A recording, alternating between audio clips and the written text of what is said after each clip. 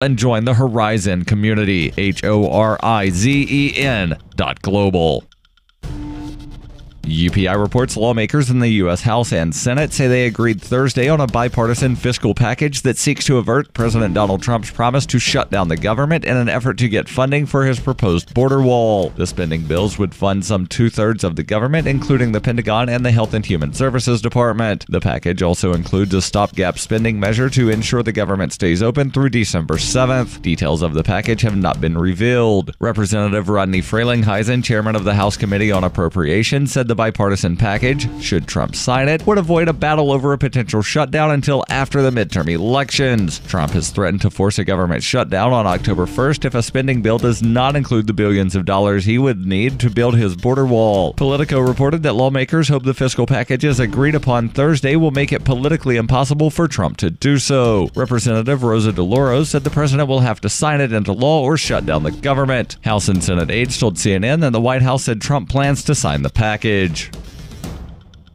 You can support FPP Radio by joining the Fans program. Fans are friends, allies, and Numery supporters. Fans help FPP afford to produce more original content. You can join the Fans program for as little as $1 per month through Patreon and get perks like ad-free versions of FPP Radio News and Peace, Love, Liberty Radio. To learn more or to join the Fans program, visit fans.fppradio.com. That's fans.fppradio.com.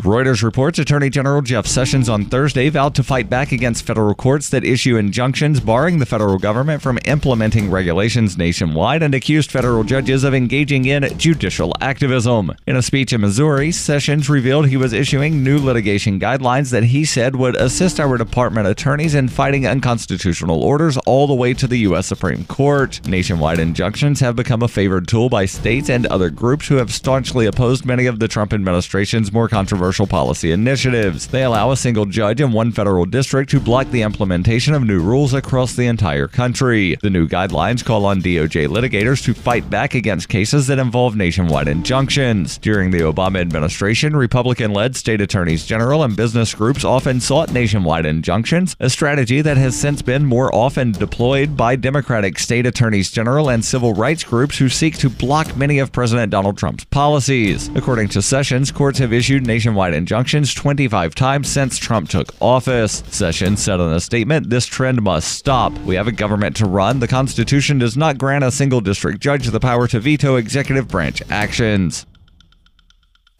This has been FPP Radio News. Online at fppradio.com.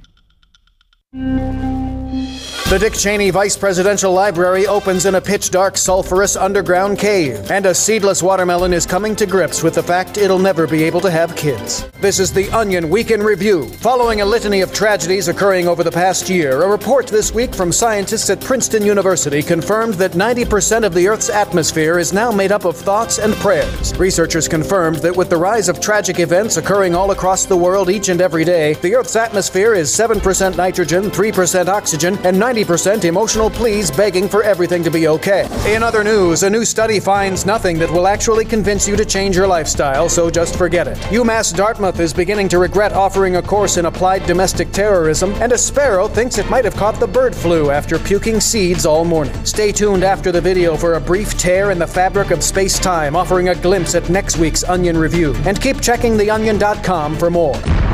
This is the Onion News Network.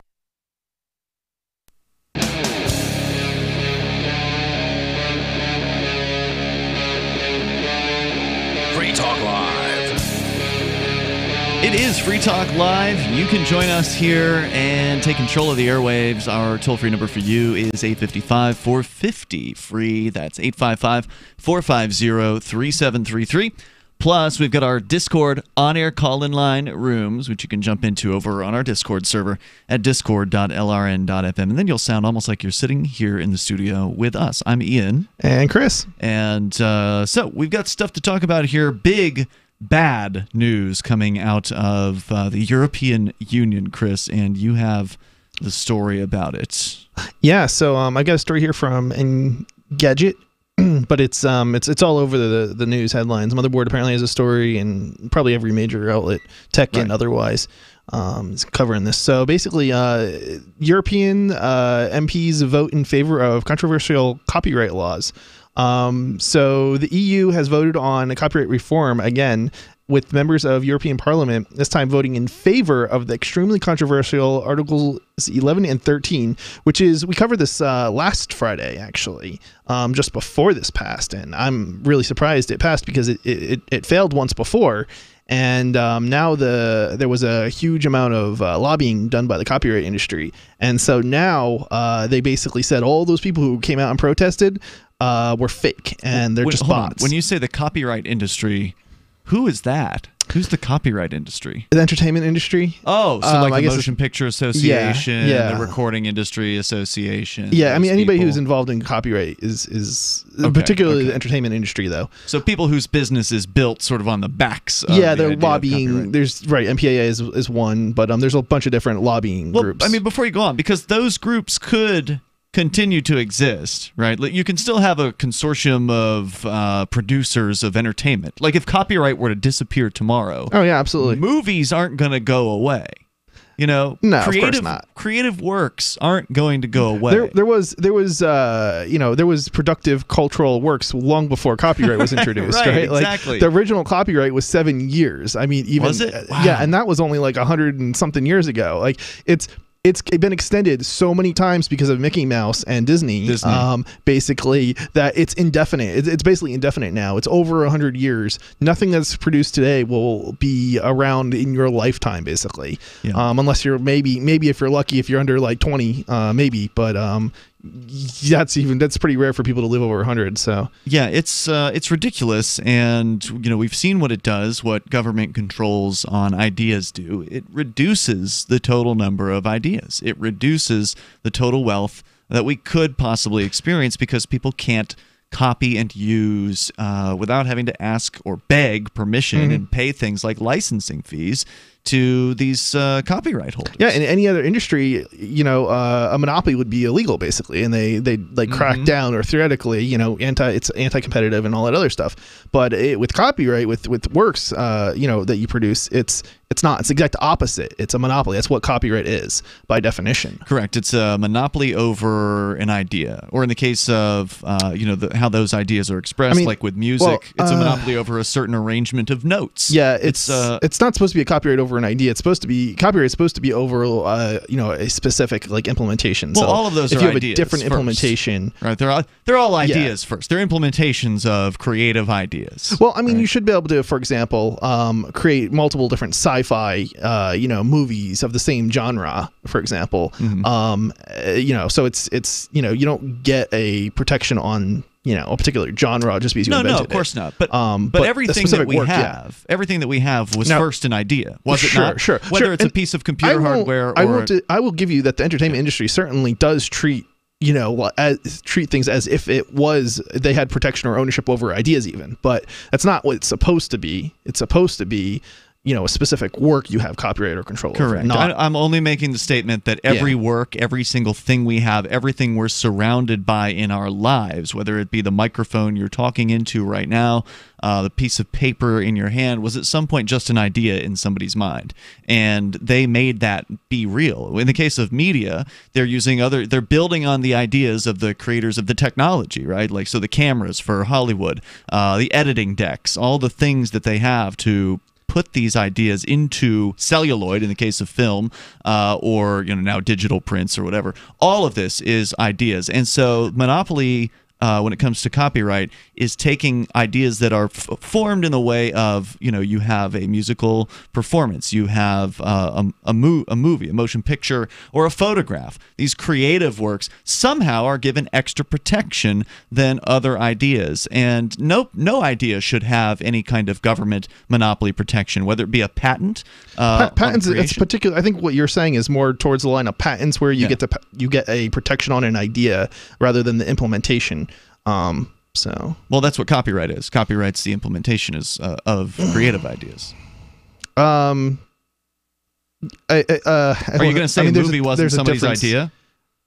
I mean, everybody but you don't thinks get these you don't things. get copyright over the idea. In the case of a movie, you get the copyright over the Correct. implementation of it. So the print, yeah. So I don't think we're disagreeing on this. I'm not sure. Well, but with a patent, you would, right? So a patent, it doesn't matter how it gets implemented as long as it is, within that construct of the patent. Anyway. Well, the patent is more for a thing rather than it is. A patent is more for a constructed device or not implementation, but something that's usually physical in reality. It's still technically it's supposed to be for like an implementation, but it's sort of you can word it so broadly that it's not really the implementation. So that's why I'm saying that tends to be more true with a patent. Right. Whereas you can use a patented item to create a copyrighted work, right? So you can use a patented system on a computer.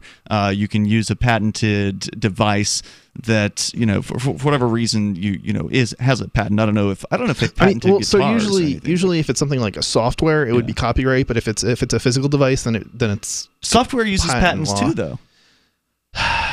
I've seen patents cited in software licensing. So it theoretically it should only be if it's an interaction with a physical device or something along those lines, and it depends on where That's what gets patented. It also depends in software? and it also depends on where you are, and it's also the law isn't necessarily totally clear. Mm-hmm. So like it's not in Europe, for instance, that's not the case. They don't have patents on software. Really? But in the United States, there may be patents on software, but it's not entirely clear, I don't think, because we haven't really had a case. Or did we have a case that actually decided this? Well, things in Europe are going to get a lot worse now in the area of copyright. So let's continue. Let's continue with this. So 438 to 266, voted in favor of this. 2-1. So this is pretty, this is pretty significant switch from, representatives voting against it, along with the people wanted, and now they're voting in favor with what the lobbyists want to do. So the 400. What do they want? So the 438 to 260 vote described the worst possible outcome by some quarters could have significant repercussions on the way that we use the internet. The Copyright Directive, first proposed in 2016, is intended to bring the issue of copyright in line with the digital age. Yeah, okay. Article 11 and 13 have caused particular controversy, with many heralding their adoption as the death of the internet. Article 11, also known as the link tax, this is what it does. These are at least part of this bill, basically. Or I guess I don't know if this is actually law yet, but they passed it. So I don't know how the EU works. Is there somebody above Parliament that has to approve? Basically, the way this works, Europe works, is something along those lines. The EU passes some sort of legislation. The Parliament does. Yeah, and then the individual, I won't call them states, but individual countries that are part of the EU have to pass laws based around that. Really? Yeah. Okay. So it's not law yet, but it's coming. Article 11, also known as the link tax, would require online platforms such as Google and Facebook to pay media companies to link to their content. Linking, not to include their content, but to just link to the content. What? Yeah, it's absolutely insane. So if you have a blog and you want to post a link to a news article or something, which we do all the time, right? In Europe, here. You would have to pay a tax to those companies in order to do that. I don't even understand how they could possibly even enforce this. Well, I don't know what the implementation situation is going to be like. Yeah, what kind of bizarre software would? I mean, if you're putting a link up, I put links up all the time on, the Free Talk Live Mastodon. This is why they're saying that it's going to break the internet. Wow. We're going to continue because there's much more. Oh, yeah, there's a lot more to this. This isn't just they've done a whole bunch of things that are terrible here for internet freedom. Yeah, this is only one of the three that, we'll cover. We'll hit that here in moments. Your calls and thoughts are welcome, especially if you're over in Europe and you're watching this closely. 855-450-FREE is our number. Little puppy. I mean, we walk around the block and neighbors always say, her hair is so beautiful. Healthy and shiny and glossy. DINOVITE.com. Fatty acids, omega-3s, and omega-6s are great for healthy skin and soft, shiny coats. I would really recommend people starting their puppies on Dinovite before they get into what I would call the misery index. Bad skin, bad ears, bad breath. Because if they're getting all their vitamins, micronutrients, microbials from the beginning, then you're not going to run into the problems associated with the allergies, grass, pollen, dust, dirt, fleas, ticks, you name it, and the itching and shedding down the road. Our vitamins and enzymes replace the nutrients cooked out of most commercial dog foods. Dynavite for life. This is Ed Lukasevic. And Cindy Lukasevic. Inviting you and your pets to Dynavite. 859-428-1000. DINOVITE.com.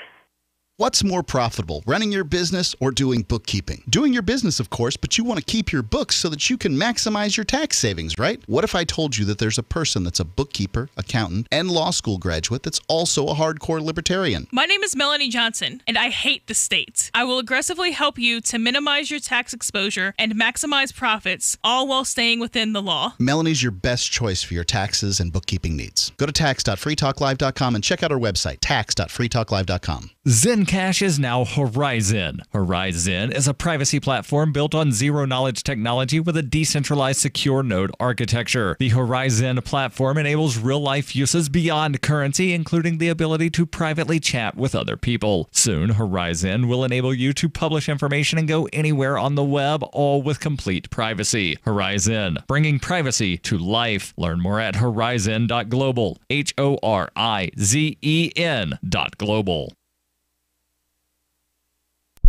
Why did you move to the Shire? I moved here to the Shire because there's other people around who take liberty just as seriously as I do. I moved to the Shire because I saw videos of people challenging authority and thought that I could get support myself. It called to me, like, do this right now. I wanted to be around people like me who got it, and once I got here, I knew there was nowhere else that I wanted to be. I've always wanted to change the world, so I moved to the Shire to join people who were actually working towards doing the same thing. The people here are awesome, loving, and positive. It was for the adventure and for the feeling of something important is happening here, and I just wanted to come to sort of be part of that. Visit ShireSociety.com to read and sign the Shire Society Declaration and learn the reasons why, if you love liberty, you should immigrate to the Shire. Plus, add yourself to the Shire map at ShireSociety.com. That's ShireSociety.com. Here's a chance to do a little activism while you're cruising Facebook, Twitter, or Google+. Between the LOL cats, the recipes, the hot girls, and the inspirational sunrise memes, Free Talk Live's posts pass by your newsfeed. Like them, comment. It gives us more exposure. If you don't see our posts, click like at facebook.freetalklive.com and then hover over it to click Get Notifications. It's an easy way to spread the ideas of liberty a bit further. I know you're busy, but you can spare that 1/10 of a calorie it takes to click on something. Facebook.freetalklive.com. Looking for a great real estate investment? Consider New Hampshire, which is ground zero for the Liberty Movement. Your first call should be to Mark Worden from Porcupine Real Estate. He's more than just a real estate agent. He's your New Hampshire concierge. Where are the best places to live? Do you want farm, city, the burbs, or forest? Do you want a duplex or multifamily building so that renters pay your mortgage? There are homes in all price ranges in New Hampshire, and Mark can help with financing too. Invest in liberty and property. Mark Worden can help. PorcupineRealEstate.com. Do you love Twitter? Make sure you favorite the LRN.FM Twitter account so you can receive our tweets at twitter.lrn.fm. That's twitter.lrn.fm.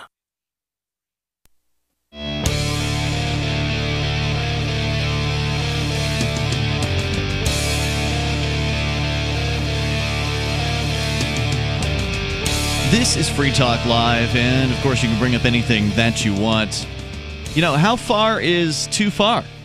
These governments around the world, in this case the European Union, passing by a 2-to-1 margin an absolutely outrageous and ridiculous package of regulations to essentially, some say, destroy the internet as we know it. And we're going to get into what some of those controls are going to be. But how far can these people go cracking down on the internet before people finally say they've had enough? How much more can they push people? How many more restrictions can they clamp down on before people on the internet are tired of it and realize what governments really are, which of course just, you know, groups of strangers forcing their will upon you by the threat of violence.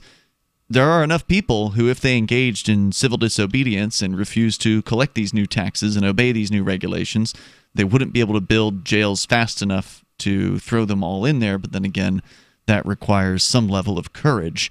And so I wonder, you know, again, how far is too far? How much do these governments have to push people before they'll finally stop just letting themselves be pushed around? We can continue here. It's Ian and Chris in the studio tonight. The toll-free number is 855-450-FREE. That's 855-450-3733. Freedom's Phoenix is a liberty-oriented news aggregation site. If you want the newest and freshest stories and perspectives on current events from those who value liberty, then freedomsphoenix.com has it. Their daily dispatch is the best way to stay up to date on science, technology, historical findings, liberty news, government overspending, and the rise of the police state. Freedoms with an S, Phoenix.com. That's freedomsphoenix.com. And thankfully, we don't have to pay to link to Freedom's Phoenix, at least not right now. And how this will end up being implemented, I just don't even know what kind of bizarre software scheme would be required by the government, forcing people to install it on their computers to make sure they didn't add a link to their website without paying somebody for it. Because that's what you just said, Chris. Yeah, the first part of this story here is absolutely. That apparently with this new package of regulations passed this week, 2 days ago, I think, in the European Union, point number one that we've been, it was Article 11, I guess, but the first one we're addressing here, Article 11, saying that there will now be a fee if you want to link to, is it just newspapers or is it anybody who is publishing? That's a good question. Because the article I'm looking at here says it's newspapers specifically, and it doesn't say that there aren't other things included. So maybe they're movies or maybe anybody with a blog. How far does this go? But even if it was just newspapers, it's outrageous. I think it's going to be depending on the actual implementation of the law, right? Once it's past the individual state level. So maybe it will include it in some countries over in Europe, and some countries it won't. I don't know. Each individual country has to interpret, what the EU decides, and then write their own laws, to implement those laws based around, what they decide here. So it's absolutely insane. Let's continue with the story. And by the way, what was the source again on this? So this is Engadget. Okay. Yep. Got it. .com. Yeah, so Article 11, also known as the link tax, would require online platforms such as Google and Facebook to pay media companies to link to their content. So media companies, that can mean anything. That's much bigger than newspapers. Right. So I guess if you link to a YouTube video on Facebook will have to pay a tax to, theoretically, I guess, Google. Can I, if I'm a media company, right? I'm not a company, but, we make media here. I'm sure somebody could say, you're a media company. Can I say, no, I don't want to charge? Can I say, no, that's okay. You don't have to pay. If you want to link to Free Talk Live, if you want to link to freekeen.com. I doubt it. It doesn't. That's not the way the law is probably going to be written. But again, we don't know yet, because the actual law is going to be a country by country thing as opposed to, EU wide. But it's all of these laws have to interpret this and then implement it. So depending on how it gets interpreted, God, it's going to be a mess. Yeah. It's absolutely going to be insane. Yeah, so let's see here. So while Article 13, the upload filter, would force them to check all content uploaded, so it's not even just a link tax, it's going to require censorship on every single file that gets uploaded. Somebody's going to have to look at the video, if you like on YouTube, and say, does this violate somebody else's copyright? So YouTube does this already, right? So to some degree. When you upload a video, let's say you've put some music, you've taken, John Mellencamp or whoever, you put that behind the video that you've made. YouTube has whatever algorithm that they need to where they can detect this is John Mellencamp's song, and then they flag the video and they let the copyright holder decide what to do with it. They can either allow the copyright holder to sort of get revenue from that video where they'll apply the advertising. This is more extreme because it's going to hold Google liable essentially for any kind of content that gets past their filter. Right. So they have to check every single video, and then it's like, how do you even know what's copyrighted and what's not copyrighted, because there's not like a list to compare it against. They have something. They have some kind of database, obviously, because of the major entertainment companies, but not of smaller players. That's true. So it's basically it's a wealth redistribution program for the entertainment, the big entertainment guys. Yep. That's exactly what it is. Yeah. Any kind of smaller player, any average YouTube creator is not going to be able to take advantage of any of this. Yep, that's true. Yeah. Wow. So it's the upload filter would force them to check all content, keyword being all here, uploaded to their sites, and remove any copyrighted material, which, by the way, this doesn't even make sense because every single thing that gets uploaded to YouTube is under copyright. Every single comment you post by default is under copyright. Jesus.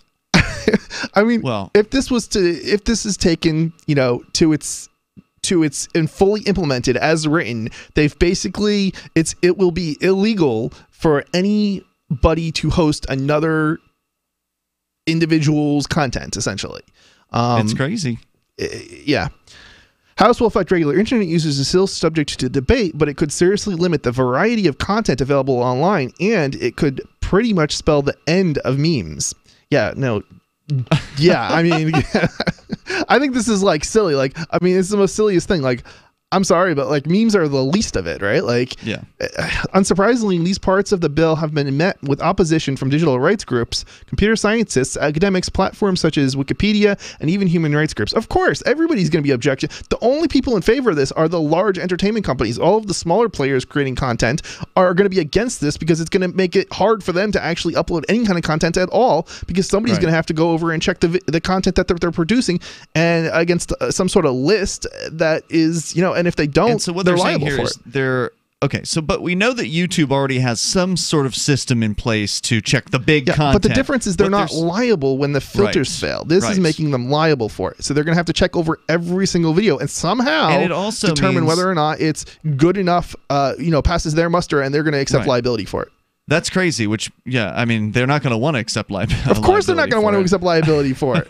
Like, you're going to basically the only thing I can think of possibly happening is the only people who are going to be able to publish anything to YouTube in Europe are going to be people who have content that is been decided is significant of, like they're CNN. Significant amount of views, basically. So, or there's somebody who, if you've got millions of views on your YouTube videos, you're probably going to be able to publish. But if you don't, somebody who YouTube's vetted, somebody like a CNN or RT or some major mega media corporation. Yeah, only the very top content creators on YouTube are going to be able to publish because the way it had worked was, when you would upload something, if it slipped through their filters, their contract with you likely said something like, well, this is your liability. We're not accepting liability for how you use our service. This basically transfers that liability from the user and that's how the law was. To YouTube.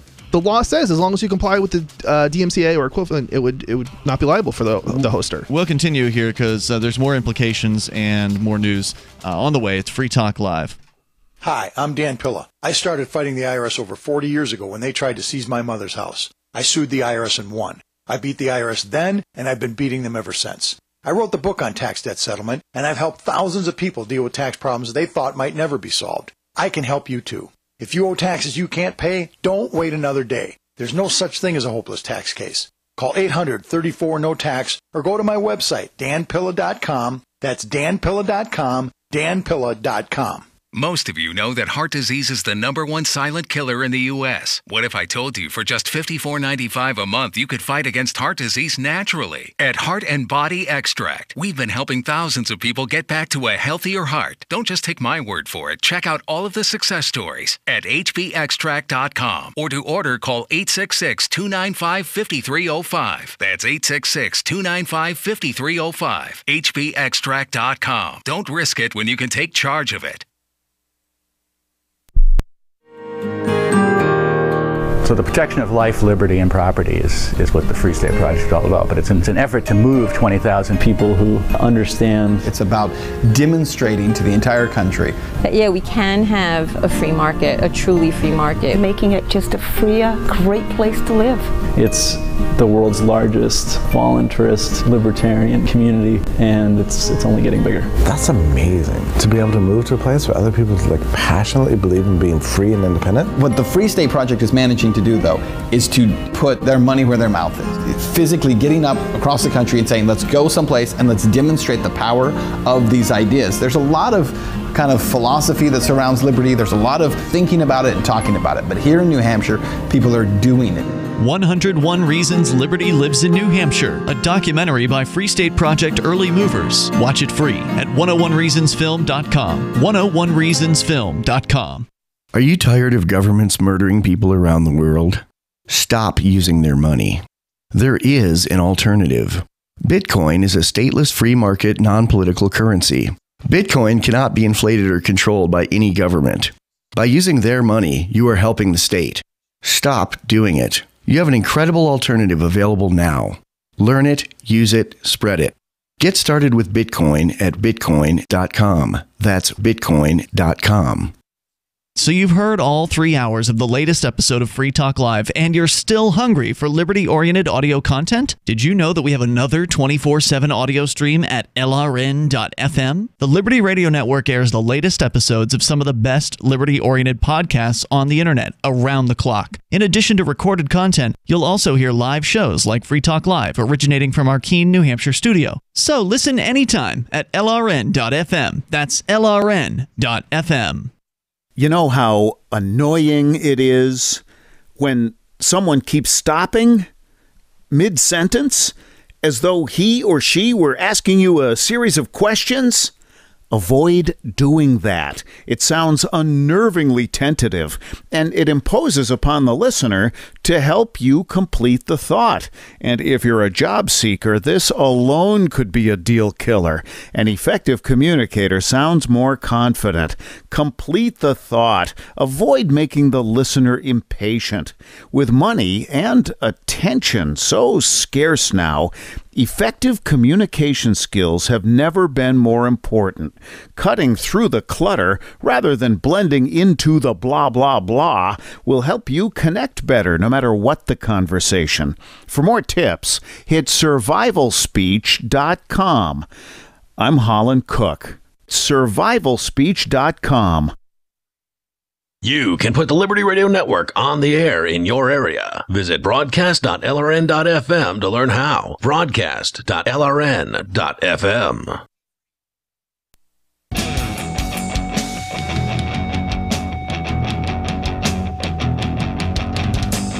It's Free Talk Live. Dial on in toll free, take control of the airwaves, and bring up whatever you want. Our number is 855-450-FREE, but if you're in Europe, you probably don't want to call toll-free. You're better off calling our Discord on-air call-in line room because it's free, and you don't have to deal with any kind of long-distance mumbo-jumbo, which you would have to do if you were trying to call a toll-free line in the United States. Are you even able to do it? You probably can do it if you call long distance, would be my guess. I don't know. I've never tried it. I don't know how complicated it would be. But it's super easy if you just install the Discord app onto your smartphone or laptop or whatever computer you've got, because they've got it available for just about every operating system out there. And then it is super easy, and you'll sound almost like you're sitting in the studio. So join our Discord server over at discord.lrn.fm. And I also want you to know about liberty.menu. If you are an individual who rejects the initiation of force and agrees to abide by the ethics of the non-aggression principle, then you qualify to use liberty.menu. You just go there, create your account. You can use code FTL if you want to get a special Free Talk Live listener badge over at liberty.menu, and then just add your thing that you do or the things that you do. Maybe you've got more than one entrepreneurial activity. Maybe you're a digital content creator. You're like that, Chris. You've got thinkpenguin.com, which is your business, but you also are a digital content creator on your show, Freedom Decrypted, which is a video program at freedomdecrypted.com, if I recall correctly. So you can add all of that over at liberty.menu, and it is completely free to do that. And they're both registered. Excellent. Liberty.menu. Head on over there. It's free to do. So unless you don't want free exposure, unless you want to stay in the closet and not have anybody know that you're a libertarian, then there's no reason to not go over and do this right now. Well, unless you're driving, then in which case wait till you get home. Liberty.menu.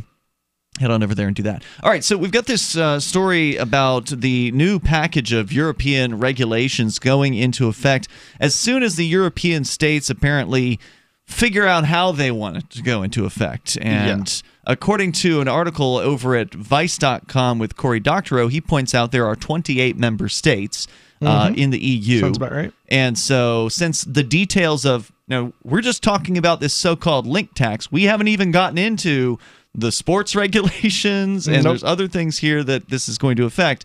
But just on the link tax, however these different member states in the EU implement this, he points out that, well, these companies, they operate in all of these states, so they're likely to just use whichever is the most restrictive implementation of all the 28 EU states and just have that apply across the entire EU. So whichever of the states makes the worst law, that will be the one that will be followed. And it's possible that they even implement it worldwide. That is horrifying. It's a horrific idea, but some platforms, it's not unlikely that could happen.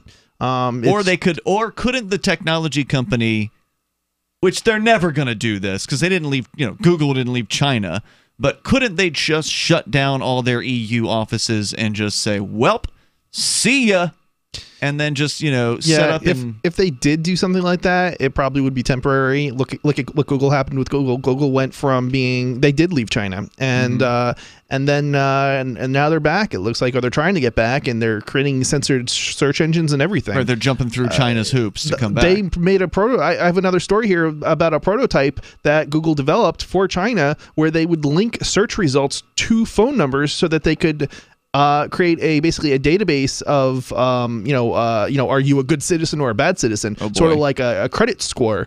And so they're helping a social credit the Chinese score. government and China does have a social credit score already. So it's and so Google's going to assist China in creating this oppressive control system. It's a possibility. Like I said, I have an article. If we get to it, we get to it. But we can go into that. So what's more likely? Is it more likely that these technology companies just stay where they are and implement the most restrictive version of these rules that are coming down the pipe, or they close their offices entirely and leave the European Union to avoid the regulations? There's a lot of people in Europe. They're probably going to comply. If I had to guess, I mean, it would be one thing if they left a given, like a particular country in Europe. If it was just one country, I could see that happening, but it's going to happen all across Europe. So they're gonna fall into compliance, and they're probably just going to do the most restrictive thing, whatever the most restrictive state is. Even if they close their offices, if they have a server farm sitting in one of those European states, then that's a nexus, right? That's a legal nexus. Yeah. I mean, if they can access, if there's a judgment, it's probably going to be a judgment in any European state is probably enforceable in any other European state. So or country. So they would have to close if they have servers in those states. They'd have to close them entirely and operate their server farms outside of the EU. They'd have to operate entirely outside the EU and not have any kind of representatives or bank accounts or business operations. So and that's a problem, because if you're trying to sell advertising to all those EU businesses. Yeah, right. And that's what you have to make money somehow. So that there's still probably going to be a connection. There's going to be people operating in Europe, even if they're just, sales guys. And that creates a nexus. And therefore, now, how do they go about enforcing that? It might be a little tricky if they don't have any EU bank accounts, but well, what if your sales guys, I'm just trying to think out loud here. What if your sales guys are all contractors and ultimately there's still no hosting there? It would be interesting to see a business try something Amazon's like that. done that to some extent inside the United States. When a state gets too regulatory towards Amazon, they start passing rules against Amazon. Amazon's like, well, we're just going to close up and move over to this state. And that's worked out for countries have come up with some pretty interesting ways of solving those types of problems. Look at what the U.S. did with gambling. They basically hold the banks liable for money going to overseas gambling entities. So they basically have the banks. They watch what transactions you're making, and if it's going to an overseas gambling entity, they cut them off. So, it's possible that, maybe, Europe will pass a law that says, okay, banks are now liable. And then the banks will have to say, okay, well, if it's coming from a Google account, bank account in the U.S., they'll stop the transfer. So the salespeople in Europe don't get paid as contractors. They could certainly come at the companies in other ways. Yeah. I mean, not to suggest that they do this, but yeah, it's but the other thing about this is as I think I pointed out off the air, and Dr. O actually gets into here, is that ultimately, some of the consequences of this are that if you wanted to start a competitor to YouTube, you wouldn't be able to in Europe. Probably not. It just wouldn't even be possible. If YouTube continues to exist after this regulation, they will be so entrenched. They will be essentially protected by this regulation, because in order to start a company, you would have to take on an incredible amount of risk of liability that your system, because as you pointed out, these rules will make it so if somebody uploads a video and it doesn't get caught, if it's like a copyrighted video or whatever, a copy of some song or whatever, it doesn't get caught by their filters, YouTube will be liable for that. And that means that if a new company is trying to start up, they would take on that level of liability up front with no resources or whatever meager investments they have as compared to YouTube. It's got an army of attorneys. It's got an army of programmers. Near impossible to compete with somebody like YouTube. Right. So the idea that you will then put additional burdens on it's just not even entrance, nobody's going to do it. Yeah.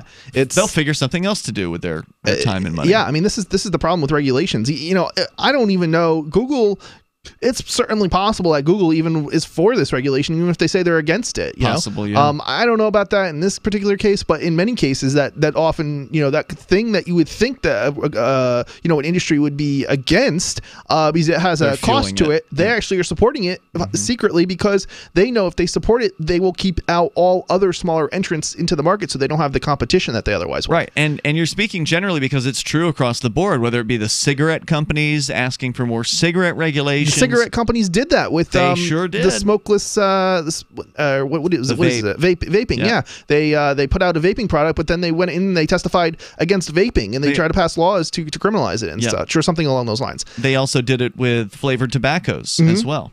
Yeah. So this stuff is really dangerous. Yeah.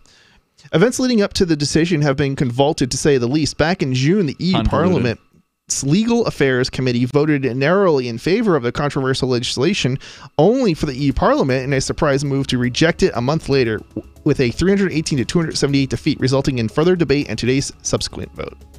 Okay, so it went down once. Somebody paid them some money, and then they voted differently. Yeah, right? basically, the lobbying succeeded after the people came out, and they called it a DDoS attack, which is a technical thing. And basically, so many people emailed the politicians about this, saying we don't want this. And then, the lobbying said, "Hey, those are fake people. They're not real people," and that wasn't true. But Talk Live. Does your dog itch, scratch, stink, or shed like crazy? Come to Dynavite for help.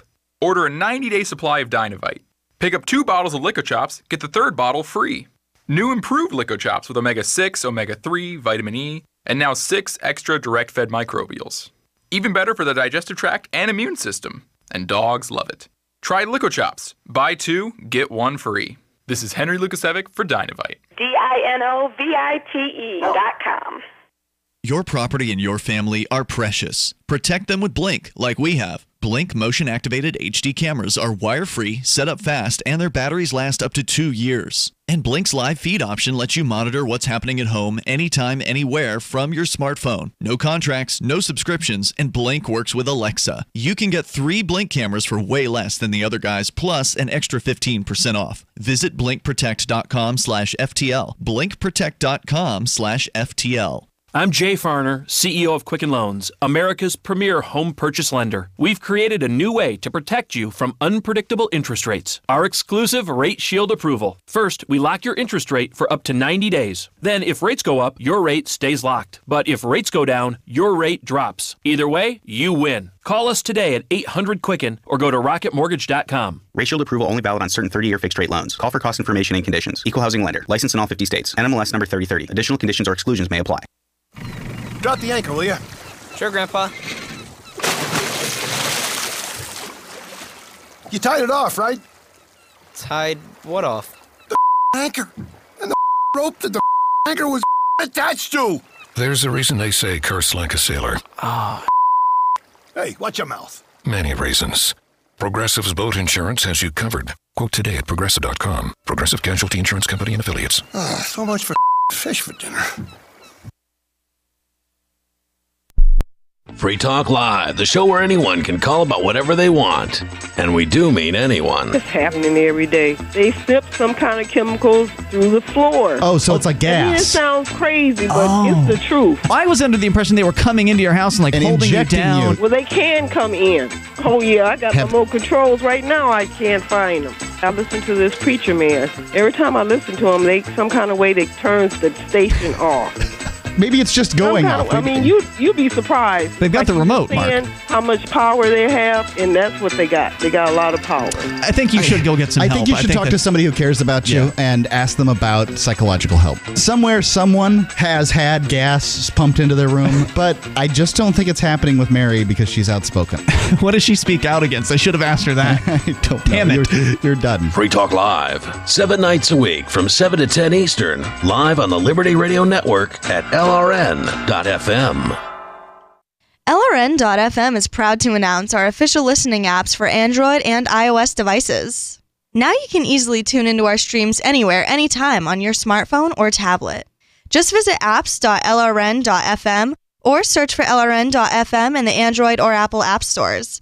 Please download, rate us 5 stars, then share the link on your social media and let your friends and family know how you're listening to LRN.FM.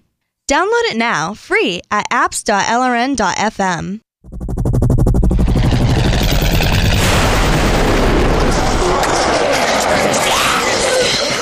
In Survivor Max 2, School Bites, Max must scavenge through a wasteland swarming with the undead. Desperate to find the medicine he needs, he discovers a community of survivors at his former school. Has he finally found the safe haven he's been looking for, or will he discover that school bites?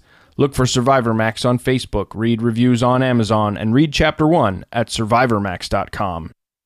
Help get LRN.FM into more ears. Visit promote.lrn.fm for a free bumper sticker, flyers, banners, graphics, and more. Promote.lrn.fm.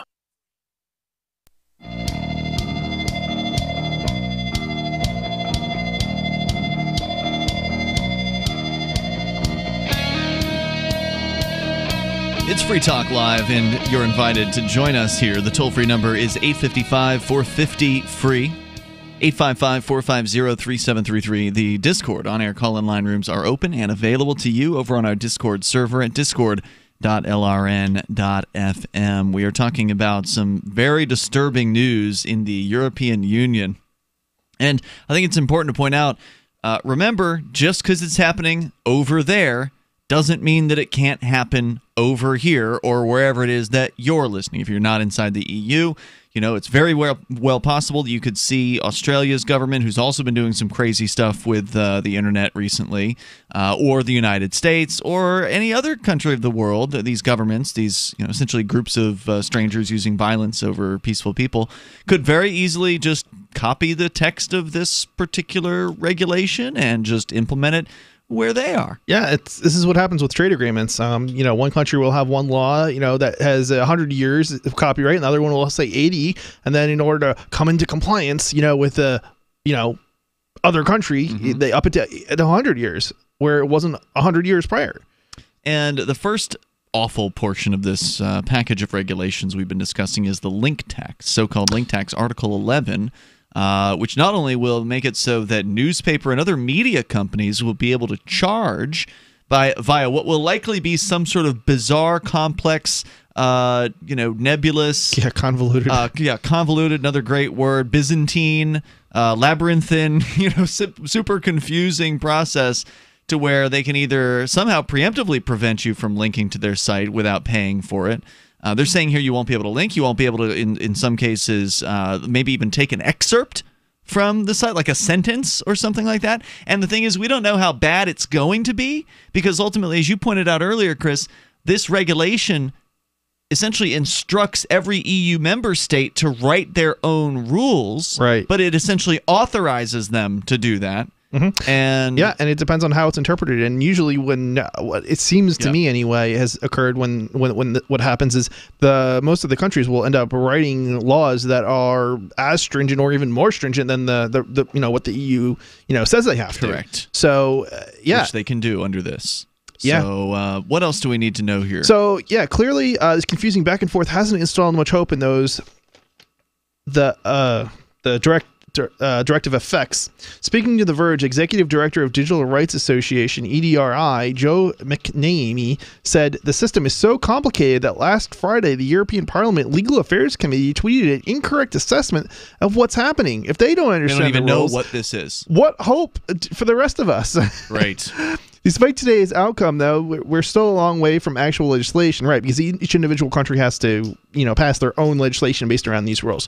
Today's decision will be subject to even more negotiations between politicians and member states, with a final vote by the EU Parliament in January. Individual member states can then interpret the directive as they see fit before turning it into law. If these provisions make it through the next round of debates, though, the internet could soon look like a very different place.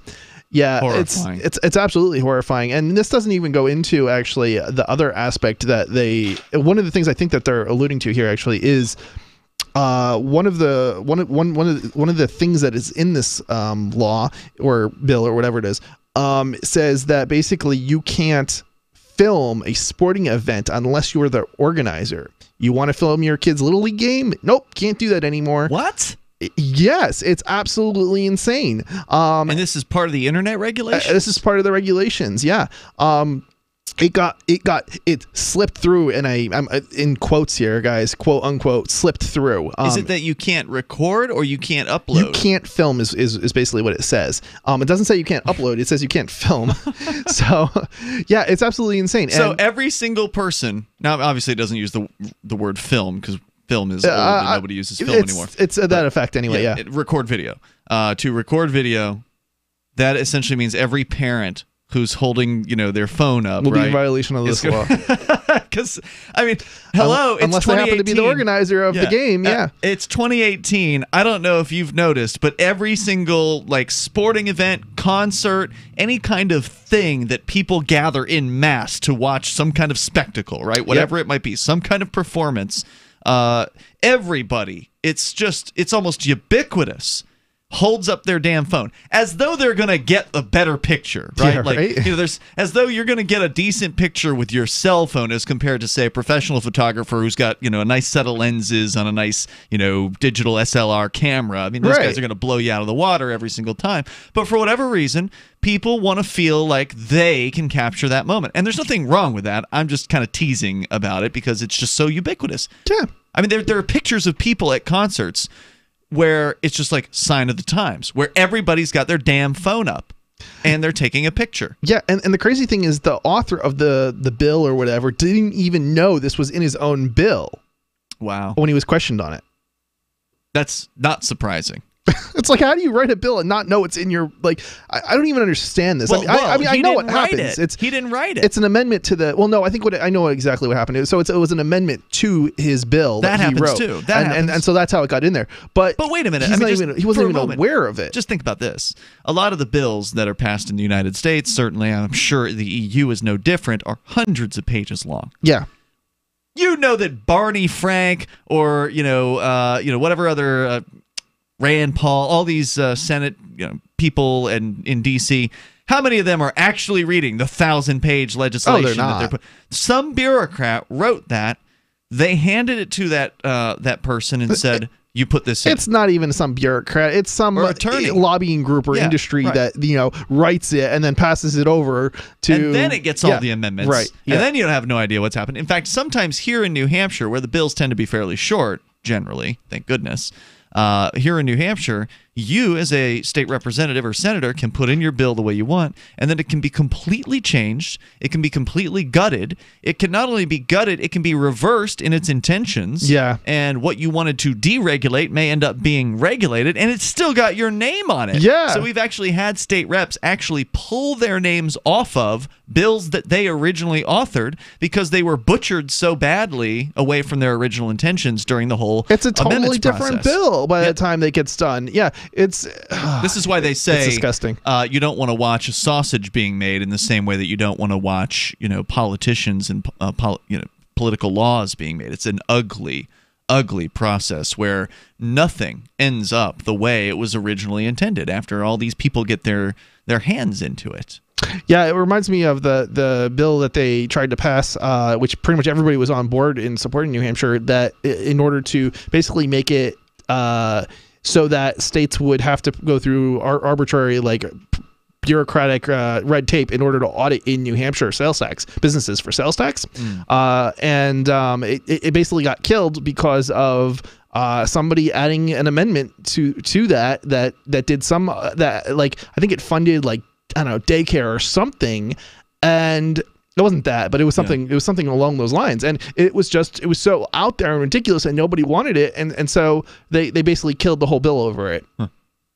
Now, was there a third aspect to this, or did we already cover all three? No, I think we covered it. So there was the link tax. Link tax, yeah, which would make it so that that anybody who wants to link to some media company, so CNN or a movie company or a music company or whatever.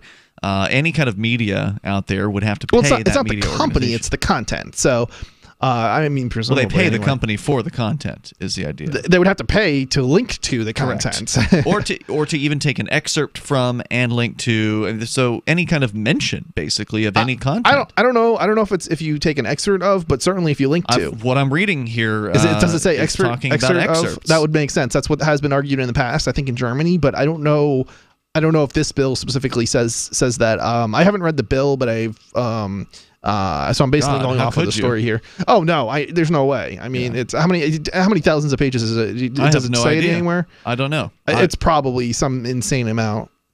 So there's this link tax, and then there's also the new copyright liability change, which has made it will make it so censorship filter, right? That ultimately the media, or like the YouTube-esque company, the company that's hosting your media, SoundCloud or whatever, would become liable instead of the user being liable for violating copyright. The company that is hosting would become liable, which is sort of in the same vein as some of the United States rules that were passed recently, the SESA-FOSTA Act, if I recall correctly, which would basically hold website operators liable for the actions of their users if their users post certain text content, such as what could be interpreted as like an advertisement for prostitution.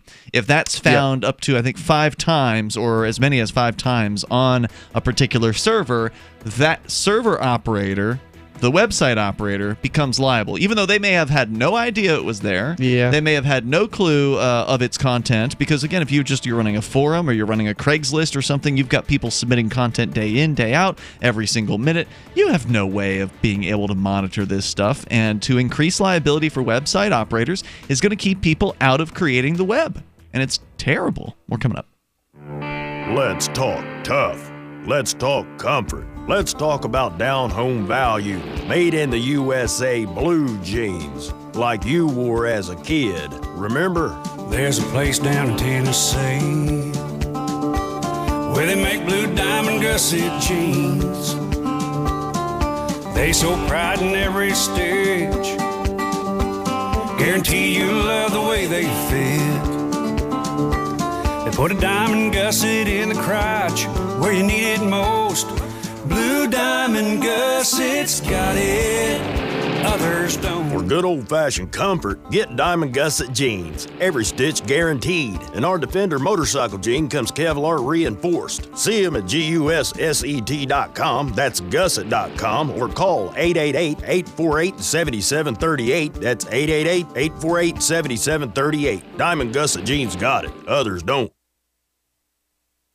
I love My Magic Mud. I drink a lot of coffee. I had stains on my teeth. Then I found My Magic Mud, and I was told it would remove stains. So I paid attention when I brushed the first time. My Magic Mud is black tooth powder, and the difference it made in my teeth in one application was noticeable. With 4, my teeth were as white as you normal folks out there. Please go to mymagicmud.com and buy a jar. There's 150 applications for $25. You can use Bitcoin, mymagicmud.com. There are lots of ways to listen to Free Talk Live. Our podcast has been around since podcasts began, and now the FTL feed is loaded with content besides our full show archives. Did you know that we make it easy for you to customize your podcast subscriptions? We have different feeds, one that includes only our full shows, one with just the Daily Digest, and one with just the Edgington Post. You decide what you listen to. It's quick and easy to customize your feeds at feeds.freetalklive.com. That's feeds.freetalklive.com.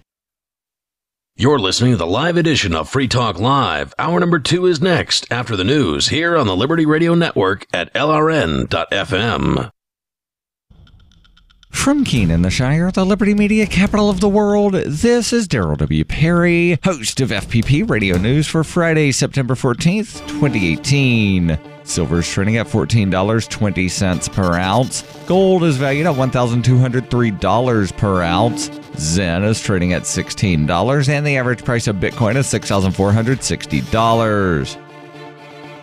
Antiwar.com reports Turkish officials announced Wednesday that they sent hundreds of additional special forces, along with tanks, armored vehicles, and other equipment, across the border into Syria's Idlib province. They are intended to reinforce Turkish military posts in northern Syria. Turkish officials say that the intention is to deter the Syrian military from launching an offensive against the Idlib province, which is under control of various rebel factions, the largest of which is Al-Qaeda's Nusra Front. Turkey is aligned with some of these fighters in supporting regime change in Syria. Syria. In addition to boosting their direct military presence in Idlib, Turkey has also sent a large amount of additional weapons and ammunition for rebels to use. Rebel sources say they have been told Turkey will provide military support for a long, protracted battle. Idlib and neighboring areas are the last major rebel enclaves inside Syria. For Syria to recover the territory would effectively end the war, though doing so is likely to take a major offensive. Syrian and Russian planes have been conducting airstrikes along the outskirts, trying to soften up defenses before a ground invasion. There is no timetable for such an invasion.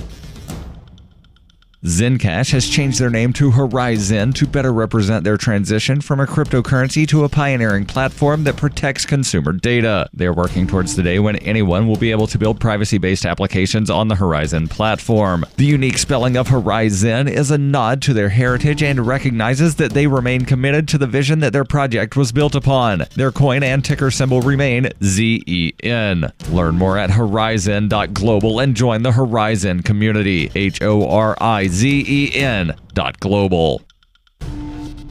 UPI reports lawmakers in the U.S. House and Senate say they agreed Thursday on a bipartisan fiscal package that seeks to avert President Donald Trump's promise to shut down the government in an effort to get funding for his proposed border wall. The spending bills would fund some 2/3 of the government, including the Pentagon and the Health and Human Services Department. The package also includes a stopgap spending measure to ensure the government stays open through December 7th. Details of the package have not been revealed. Representative Rodney Frelinghuysen, chairman of the House Committee on Appropriations, said the bipartisan package, should Trump sign it, would avoid a battle over a potential shutdown until after the midterm elections. Trump has threatened to force a government shutdown on October 1st if a spending bill does not include the billions of dollars he would need to build his border wall. Politico reported that lawmakers hope the fiscal packages agreed upon Thursday will make it politically impossible for Trump to do so. Representative Rosa DeLauro said the president will have to sign it into law or shut down the government. House and Senate aides told CNN that the White House said Trump plans to sign the package. You can support FPP Radio by joining the Fans program. Fans are friends, allies, and numerous supporters. Fans help FPP afford to produce more original content. You can join the Fans program for as little as $1 per month through Patreon and get perks like ad-free versions of FPP Radio News and Peace, Love, Liberty Radio. To learn more or to join the Fans program, visit fans.fppradio.com. That's fans.fppradio.com. Reuters reports Attorney General Jeff Sessions on Thursday vowed to fight back against federal courts that issue injunctions barring the federal government from implementing regulations nationwide and accused federal judges of engaging in judicial activism. In a speech in Missouri, Sessions revealed he was issuing new litigation guidelines that he said would assist our department attorneys in fighting unconstitutional orders all the way to the U.S. Supreme Court. Nationwide injunctions have become a favored tool by states and other groups who have staunchly opposed many of the Trump administration's more controversial policy initiatives. They allow a single judge in one federal district to block the implementation of new rules across the entire country. The new guidelines call on DOJ litigators to fight back against cases that involve nationwide injunctions. During the Obama administration, Republican-led state attorneys general and business groups often sought nationwide injunctions, a strategy that has since been more often deployed by Democratic state attorneys general and civil rights groups who seek to block many of President Donald Trump's policies. According to Sessions, courts have issued nationwide injunctions 25 times since Trump took office. Sessions said in a statement, "This trend must stop. We have a government to run. The Constitution does not grant a single district judge the power to veto executive branch actions." This has been FPP Radio News. Online at fppradio.com.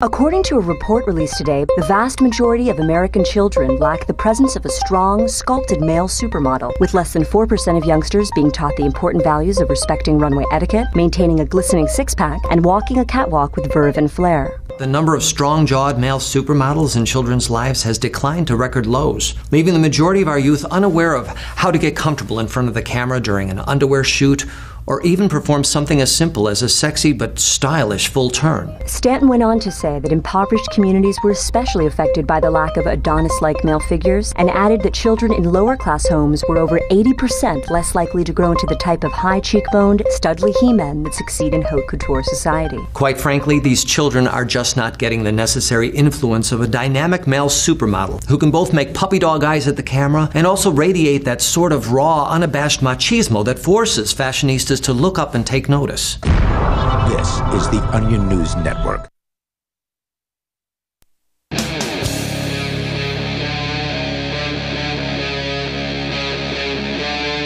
Free Talk Live. It is Free Talk Live. We're launching into the second hour of the program here, talking about internet freedoms being wiped away in the European Union. The freedom to do one of the most basic things you've ever been able to do on the internet, create a link, is going to go away. Yeah.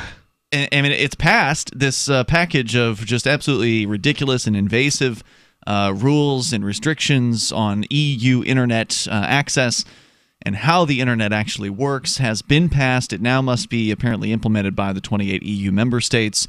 You said, I think, January was some kind of deadline for this, or it's going to be happening within the next year, it sounds like. And it's going to, of course, make life very, very difficult for pretty much anybody who wants to share a thing from a media company, which, of course, happens all day long on platforms all around, the planet. This is basically what the internet is. I mean, you take away all the graphics, right? We have a very beautiful World Wide Web today with HTML5, and it's very, very nice and interactive, and it's very slick.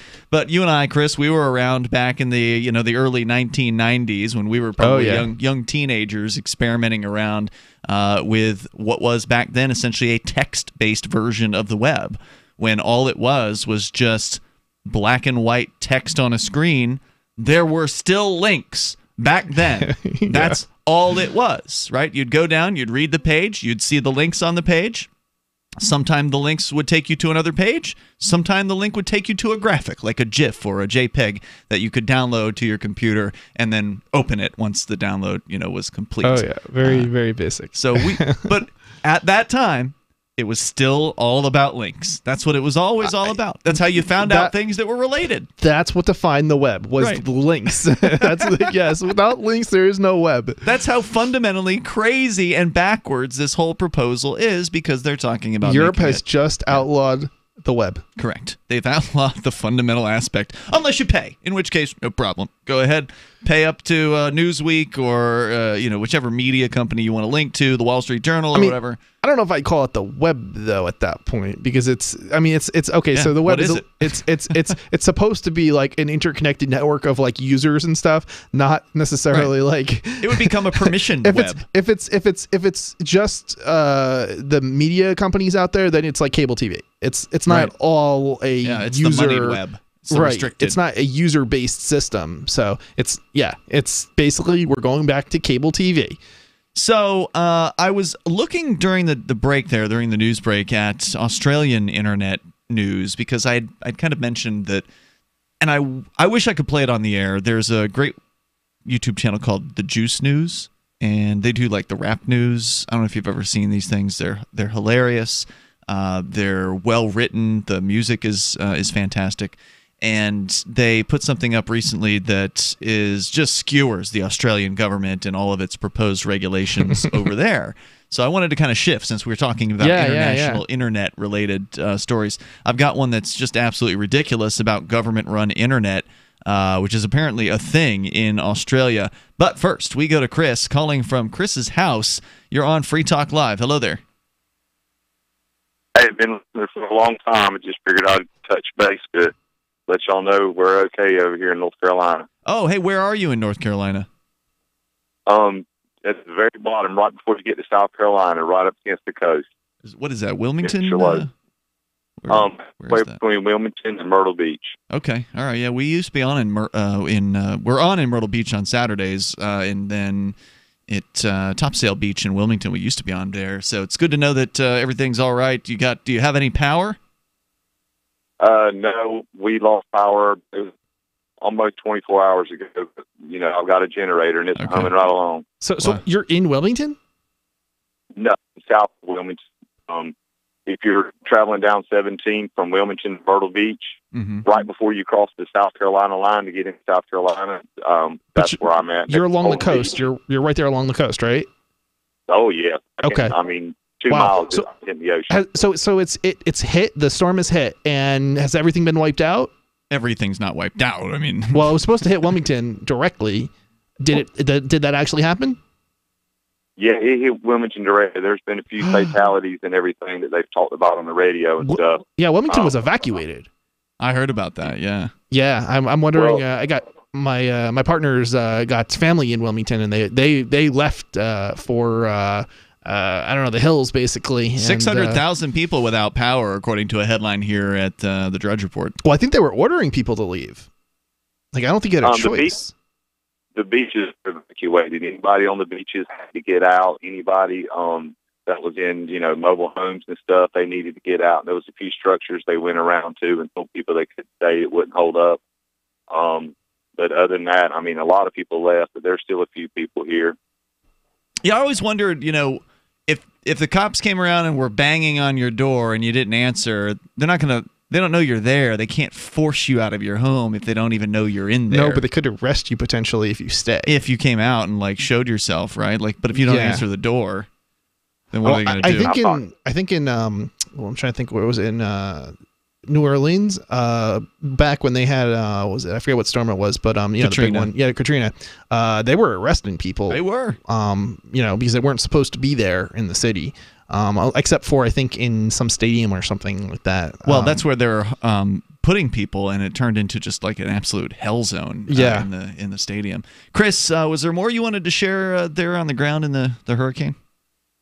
Oh, to answer the question, they come up to my house and knock on the door. They knock it. They'll know I'm here because I got my generator going. Right. But, they're not getting rid of me. Yeah, that's how I feel. I think that if you want to stick it out, there's really very little that they're going to be able to do. Ultimately, if you're not cooperative, if you don't open the door for them, it's unlikely they're going to bust it down. Yeah, I think during Katrina, they're not going to waste time. I think there was one lady that had a heart attack and the emergency crew couldn't get to her, so she didn't make it or anything. And so a lot of the crews are just if you need emergency, definitely call 911. But if not, don't do it for frivolous crap. But they ain't gonna mess with me. We're good to go. Yep. Are you in a real brick building, or is it some sort of? No, it's a manufactured on a brick foundation. And nothing's happened. We've not had any windows. We've got a few trees around it. A lot of it was broke up, but I heard Wilmington got hit, and New Bern and everything around that area, flash flood and all. And now Long, right down in South Carolina, Myrtle Beach, they're getting it real bad now. But it's mainly just rain and wind, and we're going to have some flooding here when it's all said and done. Is it over, or is it just we're still getting pounded? Not here. I mean, me and my daughter rode around for a minute a while ago and saw a few trees down on power lines and stuff. There's one tree that's down on a house, and our fence got tore down, but that's the only structural damage we've got. Is there flooding in your area right now? Yeah, there's some flooding. The bridge down the road at the end of Gray Bridge, they just rebuilt it not too long ago. I mean, it's just flat. It's not like a big bridge or anything, but yeah, water's almost over it, and we're expecting more. It says here, I've got the ABC News story up about this, that rainfall in the area is expected to reach 20 to 40 inches over the next several days. So yeah, it's supposed to be significant, I know. Yeah. And then, of course, as the rivers fill up, then flooding's going to be bad. The Float River, it swells up, and all the little tributaries, and they flow over into another one, and then the Cape River, when it comes down, and walk them all. Every bit of that rain, it was going to go up to the Triangle area in Raleigh, but it made that westerly turn. So hopefully we won't get as flooded as bad as what we would have, if it went further inland North Carolina. But, I mean, I feel sorry for people in South Carolina right now. But according to the North Carolina Department of Public Safety, more than 615,000 customers are without power as of this afternoon. So that's likely hasn't changed very much in the last few hours. Chris, thanks for the update tonight. Glad you're doing all right. Glad you're able to get the call out. Anything else you want to share? Taxation is there. Thanks for the call tonight. I appreciate it. Remember the Katrina, there was video actually of the troops that were doing the arresting of people that you were talking about. But there was one part of that video where there was an attorney who they tried to get to leave his house, and he was like, I'm going to shoot you if you come in here or whatever. Like, he was like being pretty threatening back towards him. And they didn't mess with me. It's like, I know my rights. You're not taking me out of here. And they left him alone, ultimately, in that case. More coming up here in moments. Anybody else that 8:55. would have got a conviction on? 450 free, 855-450-3733. Government internet. Yeah, that's going to work. More coming up. This November, I'll be running the world's biggest and most popular marathon, the New York City Marathon, as a member of Team Innocence Project. The Innocence Project was the first legal organization to systematically apply DNA testing to cases of wrongful convictions as a powerful tool to reveal innocence. So far in 2018, the Innocence Network has welcomed 32 wrongfully convicted people home from prison for crimes they did not commit and had a record-breaking 850 people unite in Memphis at their annual conference. The movement of freeing the innocent and reforming the criminal justice system is growing and would not be possible without your support. Together as 68 network organizations around the world, they've helped exonerate 513 people who spent a combined total of 7,804 years in prison. They've also worked together to pass over 150 laws in the U.S. to help prevent wrongful convictions. You can support the Innocence Project by going to run.freetalklive.com. That's run.freetalklive.com. The Bitcoin.com wallet is a simple and powerful full-featured wallet that allows you to send and receive Bitcoin, BTC, and Bitcoin Cash, BCH, with anyone, anywhere in the world. It supports both single and multi-signature wallets and is available in multiple languages. The Bitcoin.com wallet is available on Windows, Linux, Mac, Android, and iOS devices. Use the Bitcoin.com wallet to buy, send, store, and receive both Bitcoin, BTC, and Bitcoin Cash, BCH. Learn more at wallet.bitcoin.com. That's wallet.bitcoin.com. What's more profitable, running your business or doing bookkeeping? Doing your business, of course, but you want to keep your books so that you can maximize your tax savings, right? What if I told you that there's a person that's a bookkeeper, accountant, and law school graduate that's also a hardcore libertarian? My name is Melanie Johnson, and I hate the state. I will aggressively help you to minimize your tax exposure and maximize profits, all while staying within the law. Melanie's your best choice for your taxes and bookkeeping needs. Go to tax.freetalklive.com and check out our website, tax.freetalklive.com. Is spreading the message of liberty, cryptocurrency, and peace around the globe worth $2 per month to you? As you may already know, in addition to our internet feed, LRN.FM broadcasts on free-to-air satellite across North and Central America, as well as Sub-Saharan Africa. And we've been available on satellite for free 24/7 since 2010. The LRN.FM free-to-air satellite signal is reaching some of the most oppressive regimes in the world, and there's no doubt our ideas are making an impact. You can learn more about the channel's impact by watching the 3-minute video at fund.lrn.fm. If you'd like to help free minds globally with our ideas of liberty, cryptocurrency, and peace, you can donate as little as $2 per month via fund.lrn.fm. You can help us continue and expand our satellite broadcast to multiple continents. Visit fund.lrn.fm today, and thank you for your help. Don't forget to share the link on social media. That's fund.lrn.fm. LRN.FM now has a Discord. Discord is a free text and voice chat platform, and we now have our own server with a bunch of channels at discord.lrn.fm. You can join other listeners as they chat about various things during our live shows, or anytime, day or night. Discord software is available cross-platform, so you can have it on whatever device you want and take your chats anywhere. Join our Discord at discord.lrn.fm. That's discord.lrn.fm. So you've signed the Shire Society Declaration and are planning your move to New Hampshire to be around more liberty-oriented people. Next, sign up for the Shire Society Forum at forum.shiresociety.com. There are a bunch of people there who are already in the Shire, and they want to meet you. If you're already in the Shire physically, you should also come by the forums. Remember, not everyone uses Facebook. New people are signing up for the Shire Society Forum every month, so drop in and say hello at forum.shiresociety.com. Some of our live shows are streamed in HD on Twitch. Please follow and share at twitch.lrn.fm. That's twitch.lrn.fm.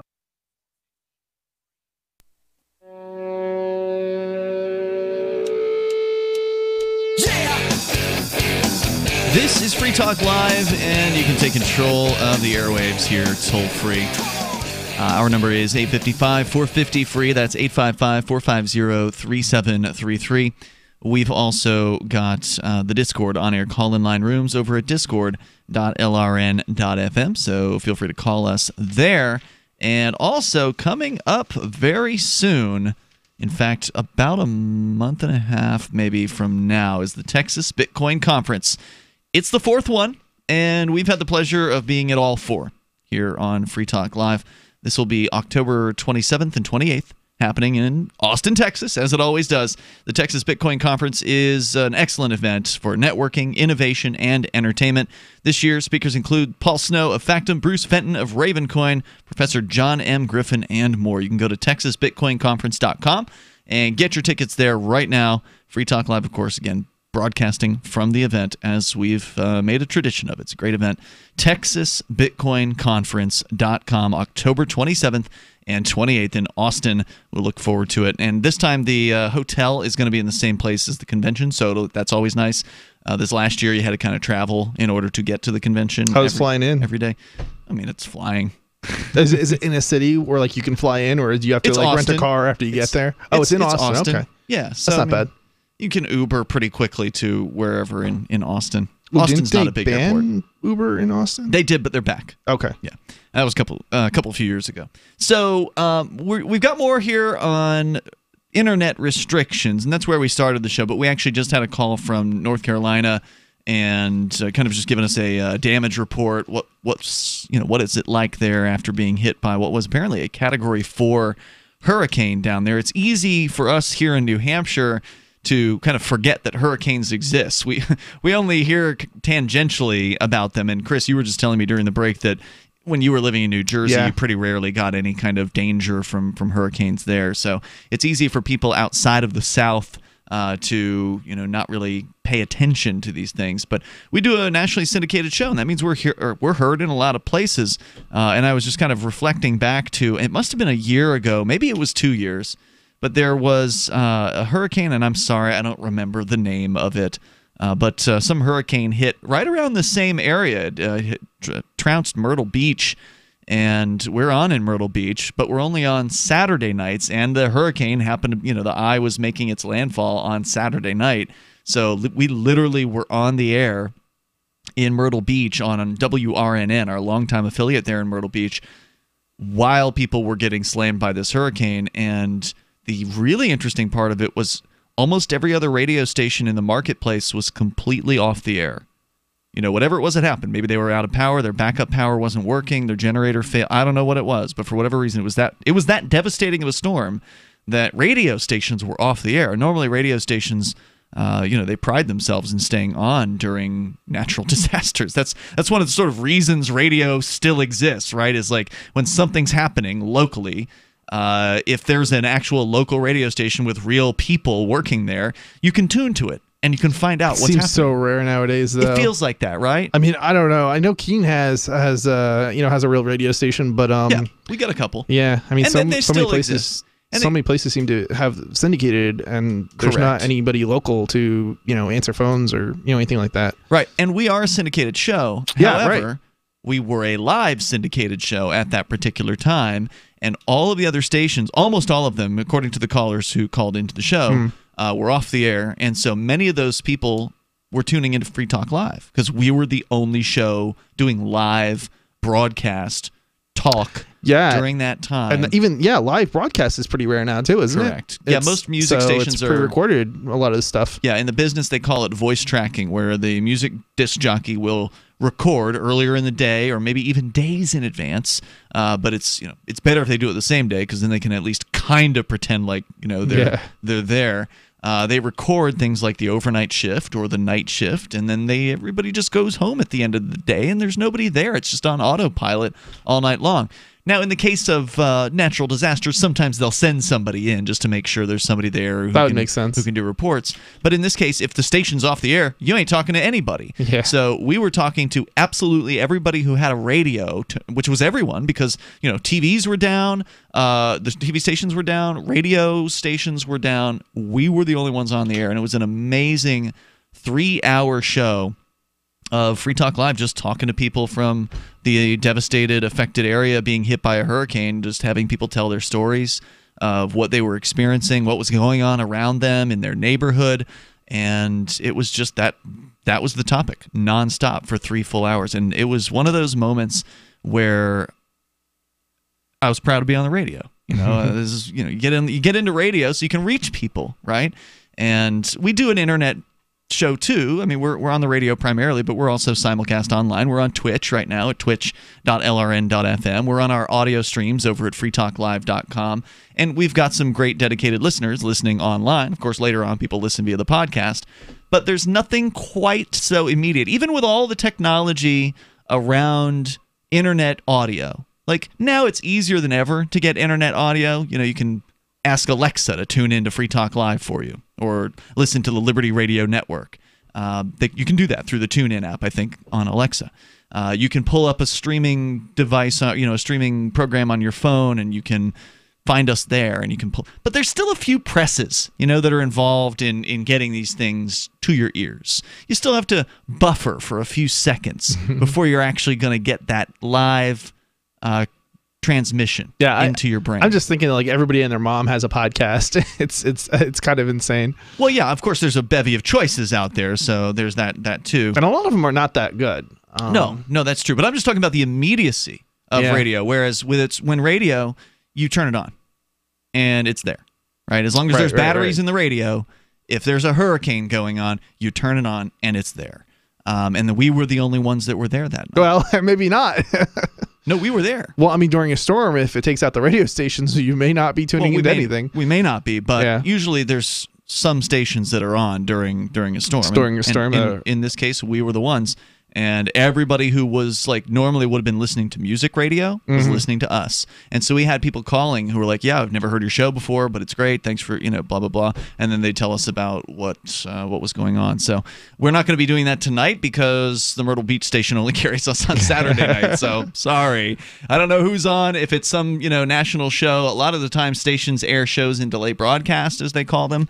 So even if it was a syndicated show, if it's not live, then you can't talk to them. Yeah. So here we are. We are live and the phones are open. If you do want to talk about anything that's on your mind, you can do that. One of the other neat things was we had just wall-to-wall hurricane calls.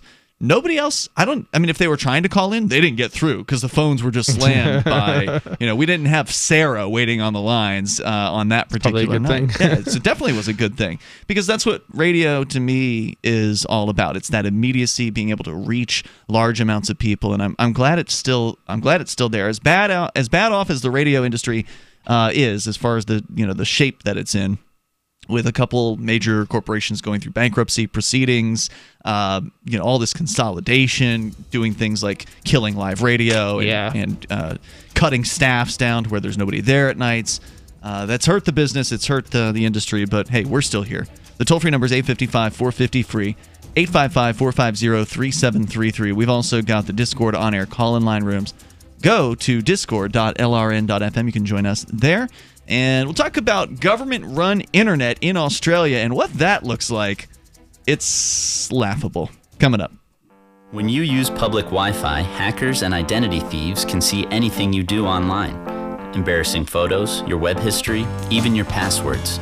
That's why I use private internet access to encrypt my internet connection for less than 10 cents a day.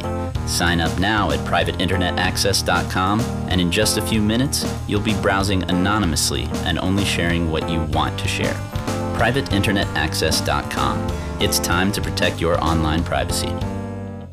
Most of you know that heart disease is the #1 silent killer in the U.S. What if I told you for just $54.95 a month you could fight against heart disease naturally? At Heart and Body Extract, we've been helping thousands of people get back to a healthier heart. Don't just take my word for it. Check out all of the success stories at hbextract.com, or to order, call 866-295-5305. That's 866-295-5305. hbextract.com. Don't risk it when you can take charge of it. I've been told no in many different ways. I give you an order and you're going to obey it. George, you can go this way.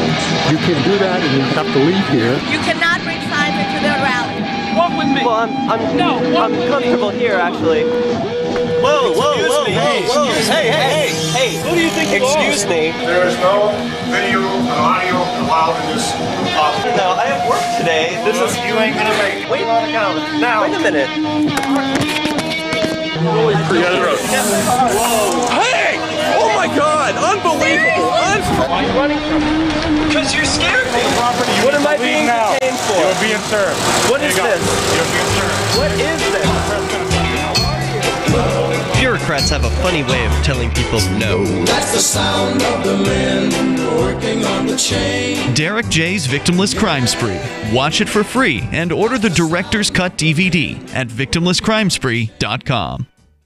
The new 4th edition of Healing Our World, The Compassion of Libertarianism, will take your understanding of liberty to a deeper level and has over 1,300 updated references, new cartoons, and a foreword by Dr. Ron Paul. With discounts for multiple book purchases, the 4th edition of Healing Our World is a great gift for the liberals, pragmatists, environmentalists, and Christians in your life who think libertarianism is cold-hearted. Get yours today at healing.freetalklive.com and use promo code FTL for a $5 discount. The 3 most important things you can do for Free Talk Live are: 1. Share 1 episode a week on Facebook or in some other social networking site. 2. Buy the things you buy online through shop.freetalklive.com. 3. Give $5 a month to the AMP program. It's my firm belief that Free Talk Live's AMP program is the best use of your charitable dollar among liberty-oriented organizations. Support all the organizations you love, but make sure you give $5 a month to AMP at amp.freetalklive.com.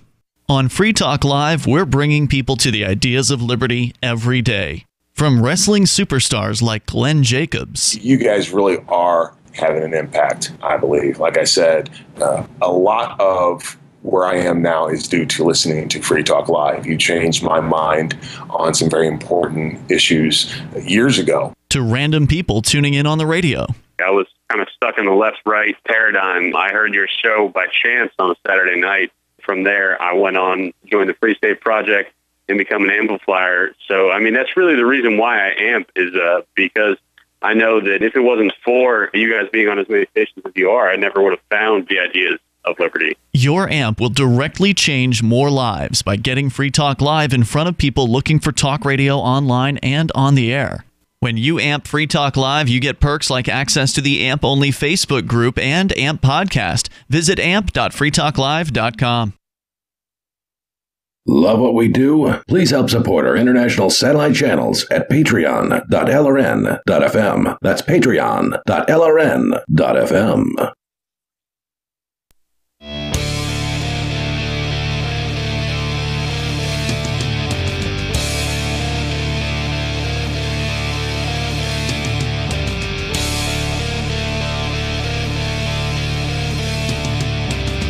It is Free Talk Live. Dial on in toll free. Take control of the airwaves here and bring up whatever is on your mind. Our number is 855-450-FREE like freedom. That's 855-450-3733. Or call in on our Discord on-air call-in line rooms over at discord.lrn.fm. That is, those are open for you, and you can sound almost like you're sitting here in the studio with us. The us tonight includes me, Ian. And Chris. By the way, I want to let you know about the Blink home security system. I was talking about how you can listen to Free Talk Live and LRN.FM, the Liberty Radio Network, on your Alexa. Well, Blink also works with Alexa, and that's because Amazon purchased the Blink company. I think it was like a year ago, maybe a little bit longer. Yep. Interesting.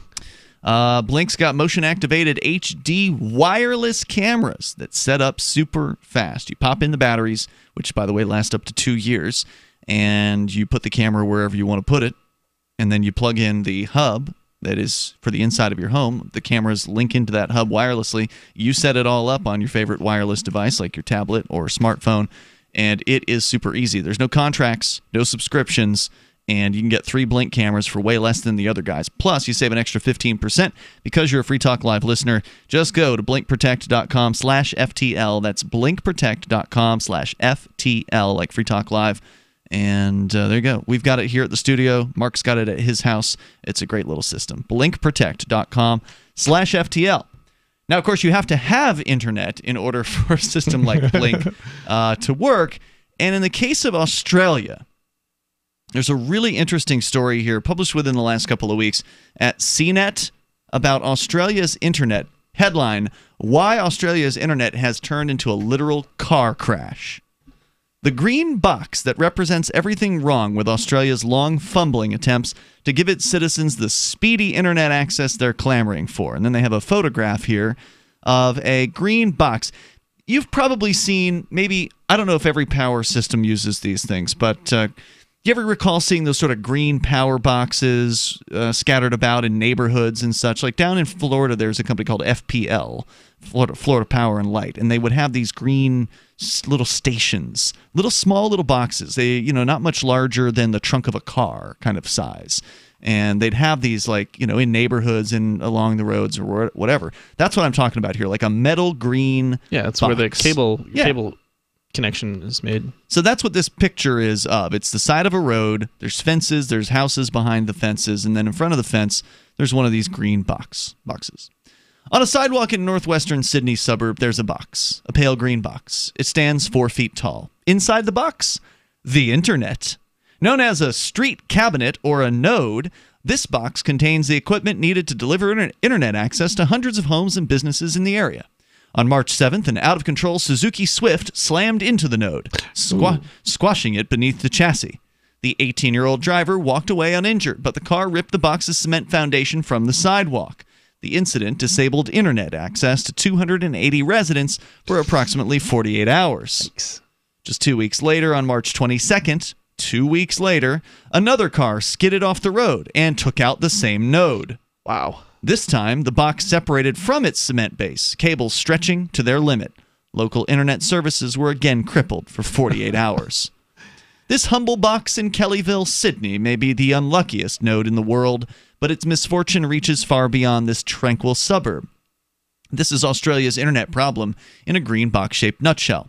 A problem born of the country's insistence on using decades-old, inferior copper phone lines for internet access as the world moves to high-speed fiber.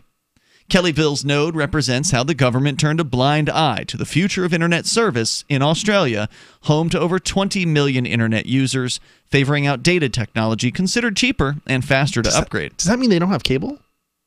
Well, this is a question I don't have an answer. DSL. Yeah, this is a question I don't have an answer to because I haven't done much more than look at this particular At least story. I would interpret it that way, usually. So I would also like to know what sort of private internet is available in Australia, because this story is going to tell you about the government internet in Australia. In some places, you can get both, right? In some places, in the world, there's government internet and there's private internet. In other places, the government has total control over the internet. Right. So I don't know if Australia has private internet. I suspect they might, but this is a ridiculous story. I think they might too, but I suspect the government has a lot tied into money, your money basically, your tax money tied into it. So this is a story about the Australia National Broadband Network.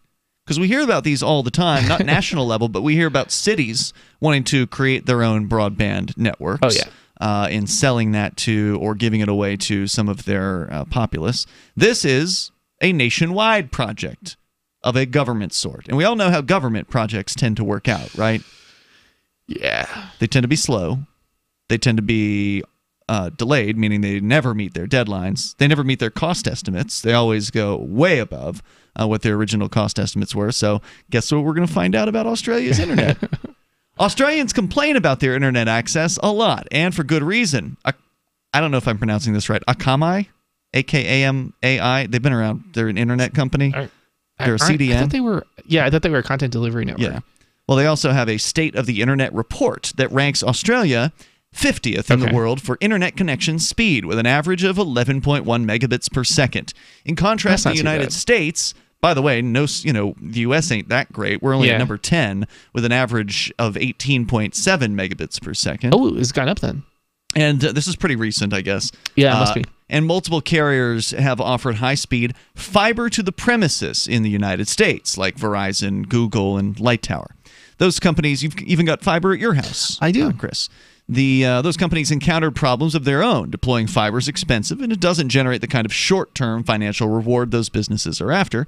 Verizon's highly regarded Fios gigabit service is only available to around 12% of the population, and Google pressed pause on their ambitious nationwide Google Fiber service in the U.S. earlier this year as they find ways to improve the rollout. So 12%, is that in the U.S.? That seems high. That's according to Verizon Fios penetration. That's not all fiber. Wow. So that means it's even higher than that, probably. You mean fiber penetration? Yeah. Yes. I'm surprised. Yeah. I would think that most of the U.S. is. Well, I mean, I guess still most of the U.S. is not on fiber, but it's still a lot higher than I was expecting. For fixed broadband services, FTTP, which again is fiber to the what's it stand for? Fiber to the premises. Fiber to the premises. They're going to use that acronym quite a bit here. FTTP, fiber to the premises. Oh, wait, are they including fiber to the premises? What's your question? In the statistic of the fiber statistic, is that including the fiber to the... The only statistic I gave you about fiber was 12%. That was Verizon Fios gigabit service. Wait, so is that to the house, or is that... Fios is to the house. To the house, specifically. Because if they're including like to the junction box, that's not real fiber. No, that's not what we're talking about. This is fiber to the premises. Premises being the location of the internet access customer. Basically. Fair enough. So FTTP. It says here that these deployments led to some huge positives, including lowering network congestion and allowing more devices to be connected simultaneously. Other nations highest on Akamai's report, including South Korea, Norway, Sweden, Hong Kong, and Switzerland, all employ fiber to the premises as well. For fixed broadband services, FTTP is the future of high-speed internet access. So why doesn't Australia have it? Well, politics got in the way. Well, yeah, it is expensive, Chris, but on the other hand, competition brings prices down. Yes. And when you have even what we have in the United States, which is limited competition, to some extent, internet is still coming down in price. States is really terrible. It's not great. Like it says here, we're number 10 on internet speeds. That's not a whole lot to be proud of. No. That's the bottom of the top 10. That's not great. It's not the worst, but...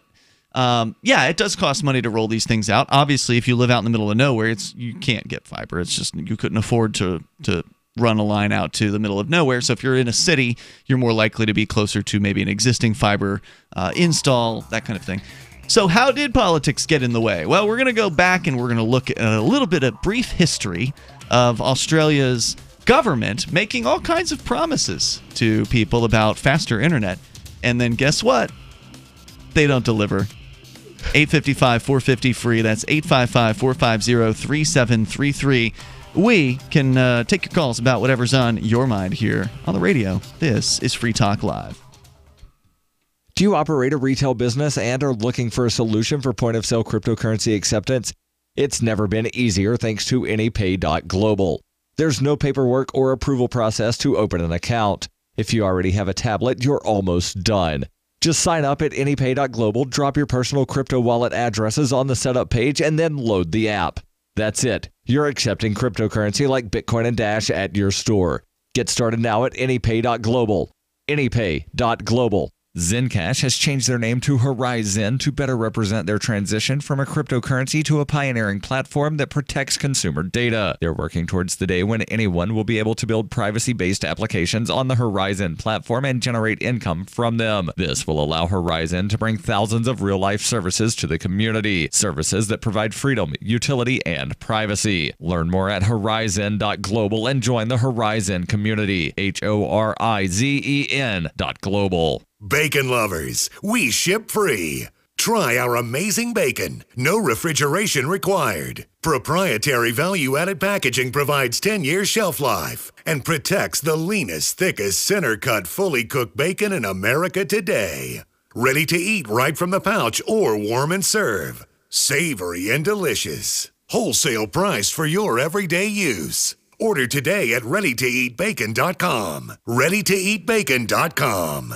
It's a no-brainer. A Big Berkey water filter is the one you need, period. You need a water filter that removes chlorine, fluoride, pharmaceuticals, BPA, and other endocrine disruptors, pesticides, bacteria, viruses, and much more, right? And does it all at only 2 cents per gallon. Get the original, most trusted name in gravity water filtration, Big Berkey. And now GCN listeners receive 5% off ceramic filter systems using code GCN. Call or click 1-877-99-BERKEY or BigBerkeyWaterFilters.com. That's 1-877-99-BERKEY.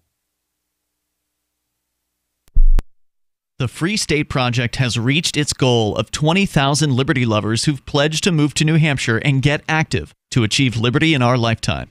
Perhaps you're trying to figure out what part of New Hampshire should be your destination.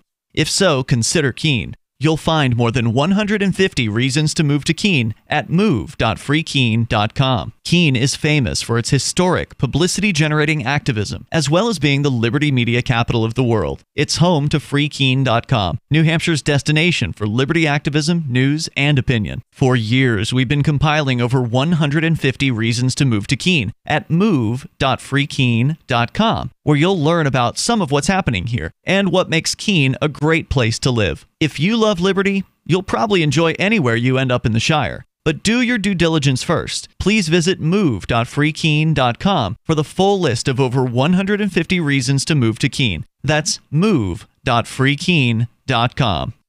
Did you know you can watch Free Talk Live during our live show 7 days a week from 7 to 10 p.m. Eastern via our studio cams at cam.freetalklive.com? Plus, you can chat with other listeners while you watch, all totally free. Now that our live video stream is hosted by YouTube, our video archives will be online even faster, so be sure to subscribe to our YouTube channel. Listen, watch, and chat all free at cam.freetalklive.com. That's cam.freetalklive.com. Cell 411 is a free app for Android and iOS that replaces government-controlled 911.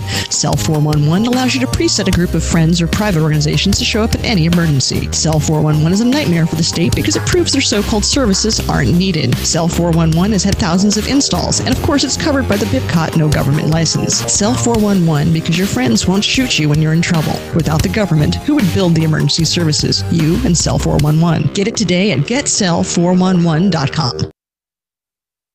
This is the Liberty Radio Network, broadcasting the latest liberty-oriented audio content 24 hours a day at LRN.FM.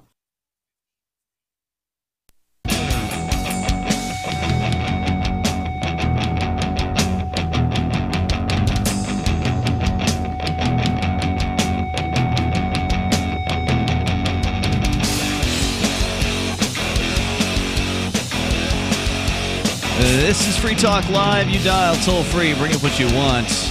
According to the internet here, Chris, Australia does have some sort of coaxial. Oh no, it says hybrid fiber coaxial cable networks. So it has that. All right. So basically, what they're saying is coaxial. It's I always find it funny when they say fiber coaxial because it's. Guys, let's get this. The backbone of the internet is fiber. Okay, you're connecting coaxial to that. But really what you have is coaxial. To that point. Right, yeah. Right. Everybody has that. Whether you have DSL or you have coaxial, it's connecting to fiber. You know, isn't a bad system. I mean, here in Keene, there's a company called Spectrum. It's not good, as fast. It's good for down speeds, but it's not so much good for up speeds. It's not as, I want to say fast. I guess I should say there's more latency in a cable system than there's in a fiber system. But they're going to be upgrading to gigabit internet here in Keene very soon. Now, is that going to be over fiber or is that going to be over cable? Cable. Over DOCSIS 3.0 cable. Cable, again, this is the problem with cable, is the down speeds are really fast, but you're not getting a gigabit up speed. That's correct. Whereas fiber... I mean, they could give you a gigabit up speed, but I don't think the technology is designed that way. Like, even if it's... Like, look, I'm sure it's possible for them to have designed it that way, but they didn't. Right? Like, right now, at this studio, we have 20 megabits upstream on a cable connection. We have 300 megabits downstream on that same cable connection. If they wanted to just bust the cap off, I'd have probably 300 megabits upstream. They've got the bandwidth. Well, no. They just don't that won't work let you use it. So the problem is the physical connection coming into the building is not capable of... You might be able to do, like, 150 megs up and 150 down, okay. Right? But you wouldn't be able to do... I'm saying they can bust the cap off anytime they want, it's sort of misleading. It's kind of misleading when somebody says 1 gigabit per second without talking about the upload speed because it's really only one direction. Now, most of us are consumers and not producers, so it's not going to affect us as much, which is why they do that. Even if the download goes up to 1 gigabit, I would still expect them to raise the upload limits because every time I'm sure they will. But every time my downstream has increased, my upstream has also increased. Yeah. So they have headroom. They just they restrict it because ultimately most people don't even need that. Your typical internet user isn't doing massive uploads, and even here, we've got more than enough bandwidth already. Today, more and more people are doing significant sized uploads because of video and stuff. If they want to publish to YouTube or something like that. That's true. So I wouldn't say that it's not happening with your users It's probably anymore. more common now. Much more common to have user created videos and things like that they want to upload. But if there was more demand for upstream, you'd see more upstream happening, I think, because there is to some extent competition between providers in the United States. It's just not that great. I mean, I think one of the problems that you also have though is that people don't actually understand what they're buying. It's advertised as a gig, but they don't understand that it's only down and not up. So if it's advertised in a way that's kind of misleading, which it is. Some companies are more misleading than others. I've seen it's not hidden in my experience with looking at Spectrum's cable and DSL stuff.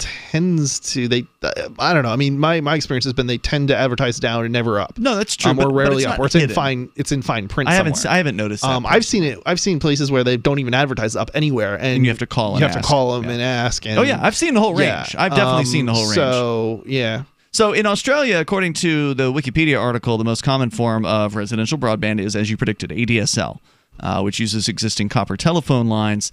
In Australia, major telephone company Telstra owns the majority of landline infrastructure, with Optus, which is a subsidiary of Singapore Telecommunications, owning the rest, making them well placed to provide the DSL technology. Smaller ISPs often then resell those wholesale services. They do have what they call hybrid fiber coaxial cable networks running up to 30 megabits a second in metropolitan regions. And then there's a few companies they mentioned there. And then they talk about some of the wireless access like 3G. I don't know if they've got 4G in Australia yet. But what we were sharing with you here was an interesting story from CNET about the Australian internet. And apparently the government is involved very heavily with what they're calling the National Broadband Network. Australia ranking in at number 50, according to Akamai's State of the Internet report in speed of the internet. So number 50 in the world for internet connection speed on average. And according to the piece here, they're talking about a technology called fiber to the premises, which is what many countries are moving towards as far as technology. But in Australia, well, politics got in the way, says CNET. In 2007, the average connection speed in Australia hovered at around 2 megabits per second, and only 7% of Australian households had access to speeds greater than that. Back then in the United States, 71% of households were above that same threshold. So 7% in Australia, 71% of households in the United States. Huge difference. With 26% in the U.S. seeing speeds above 5 megabits per second. At that speed, most Australians wouldn't even be able to access Netflix in standard definition, whereas users in the U.S. would have access to high-definition streams. The Australian government decided something had to be done. Before the 2007 election, Australia's Labour government, led by Kevin Rudd, announced that every home in Australia would receive a fiber internet connection. Not going to happen. I'm sorry, but if you look at the map of Australia, you'll notice that there's a lot of this BF nowhere. Most of the population is in the major cities. Of course. However, as soon as you leave the major cities, there's no way the cost is going. You would bankrupt Australia to try and get every single home in Australia connected to fiber. Literally, the country would go bankrupt. No, they did propose $43 billion worth to make this happen. They called it the National Broadband Network, or NBN. And Australians went to the polls that year and voted for the Labour government into power. A resounding tick of approval for the network. So, hey, what's new? Politicians make big promises and get you to vote for them. When are people going to figure this out? Right? This is the same pattern over and over again. They lie, they promise, they fail. And you keep believing. You know the crazy thing about this is I don't even think it's the. I mean, okay, so the connection to the home is actually pretty bad there too. But their biggest problem is that they're in the country is in the middle of nowhere. Like if you look at like how close they are to the U.S. or any other country, they're really far. Oh yeah. And so it's really expensive to get anything. To Australia, let alone the houses in Australia. And one of the things that they actually do to compensate in Australia is they have local ISPs actually set up local like servers with content so that caching it. Caching and they've all sorts of caching and also just I guess downloading from local servers of content like ISOs, for example, that are freely redistributable. They'll have local caches set up by the ISPs of that content. So, or maybe Windows, if there's some deal with Microsoft or something, so that you don't have to download from overseas, which is a lot more expensive and slower than downloading from within the continent. Right. So yeah, I don't know if they've, I don't know where things stand right now as far as, providing sufficient bandwidth to the continent. But if they haven't done that, then, increasing your fiber speed, installing fiber is not necessarily going to do you any good, because you're still, even if it's capable of a gigabit per second, you're still only going to get 10, maybe 20 megabits a second because you don't have enough, bandwidth coming into the country. That's when you go to a website like Linux distributions where they have different servers that they say, hey, connect to the one that's nearest to you. Right. Because it's faster that way. Right, exactly. So 2 years later, the government established NBN Co. and promised the project would be completed by 2017, delivering. Okay. No, I'm sorry, guys, but there's no way they're going to get fiber to every single home in Australia in a matter of a handful of years. Well, they promised in 2007, so we're talking about 10-year window. Still, 10 years, it's just not going to happen. Delivering the fiber rollouts have been so slow everywhere, pretty much, outside of the most highly concentrated cities. Well, that's because the government has their hands in a lot of it, right? The government has their hands, and even in the United States, here in New Hampshire, there's government fiber. Right. It's true, and even privately, like even private entities would not be able to do the job that this government's promising. Right now, in a lot of cases, the government gets in the way of private entities. Right? Absolutely. So if you just can't go and string some fiber along the telephone poles. I mean, you should.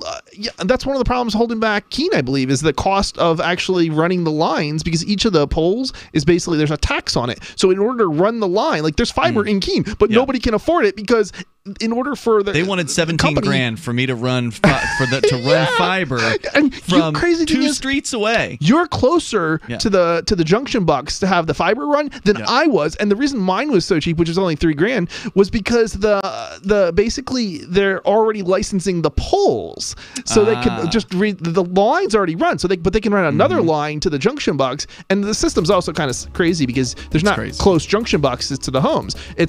They have to run it really, really far. Because it's not properly it's not properly set up. Right. I think they're using fire stations for that around here. They are. Yeah, there's more coming up here at 855-450 free. That's 855-450-3733. More about this plan. The government in Australia saying big money. They're throwing $48 billion or $43 billion at this national broadband network. They promised it'd be done by 2017. We'll check in on it coming up here in moments. It's Free Talk Live. Folks, this is very important information. What's to be said about CBD?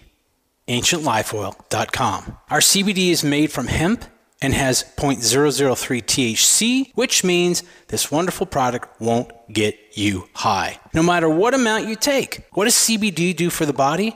My hands are tied, but you can Google CBD benefits and be astounded. When you're finished reading, you'll want to log on to AncientLifeOil.com. That's AncientLifeOil.com. and purchase. Life is good when you feel good. People are tired of pain. People are asking for non-GMO organic products to help them with, you fill in the blank. Legal in 49 states, and again, our CBD is made from hemp. Ancient Life Oil is about helping people one by one by one. If you wonder how good the product is, the CEO takes it every day without miss. AncientLifeOil.com. That's AncientLifeOil.com. Have a great day. We've all heard about blockchain assets like Dogecoin, Ether, and Ripple. Bitcoin isn't the only player in the blockchain game any longer. And for those of us wondering how to get our hands on these digital assets, finally, there's a solution. Shapeshift.io allows you to buy and sell between your digital assets and Bitcoin instantly between your own digital wallets. I've used it with ease. Shapeshift.io. There's no account or email address needed. You send them the crypto you want to sell. They send back the crypto you want to buy. It's that easy. Shapeshift.io.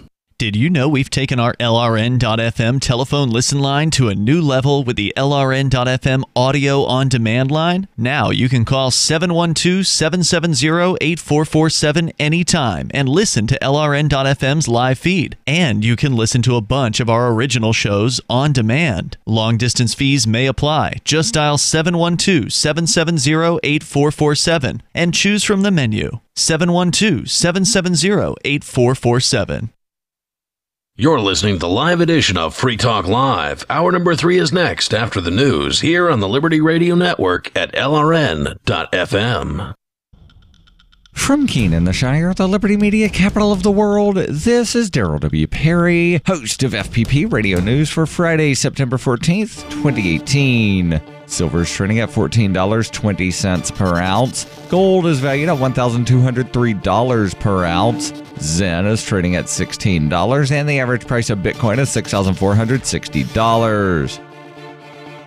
Antiwar.com reports Turkish officials announced Wednesday that they sent hundreds of additional special forces, along with tanks, armored vehicles, and other equipment, across the border into Syria's Idlib province. They are intended to reinforce Turkish military posts in northern Syria. Turkish officials say that the intention is to deter the Syrian military from launching an offensive against the Idlib province, which is under control of various rebel factions, the largest of which is Al-Qaeda's Nusra Front. Turkey is aligned with some of these fighters in supporting regime change in Syria. In addition to boosting their direct military presence in Idlib, Turkey has also sent a large amount of additional weapons and ammunition for rebels to use. Rebel sources say they have been told Turkey will provide military support for a long, protracted battle. Idlib and neighboring areas are the last major rebel enclaves inside Syria. For Syria to recover the territory would effectively end the war, though doing so is likely to take a major offensive. Syrian and Russian planes have been conducting airstrikes along the outskirts, trying to soften up defenses before a ground invasion. There is no timetable for such an invasion. Zencash has changed their name to Horizon to better represent their transition from a cryptocurrency to a pioneering platform that protects consumer data. They are working towards the day when anyone will be able to build privacy-based applications on the Horizon platform. The unique spelling of Horizon is a nod to their heritage and recognizes that they remain committed to the vision that their project was built upon. Their coin and ticker symbol remain ZEN. Learn more at horizon.global and join the Horizon community. HORIZEN.global.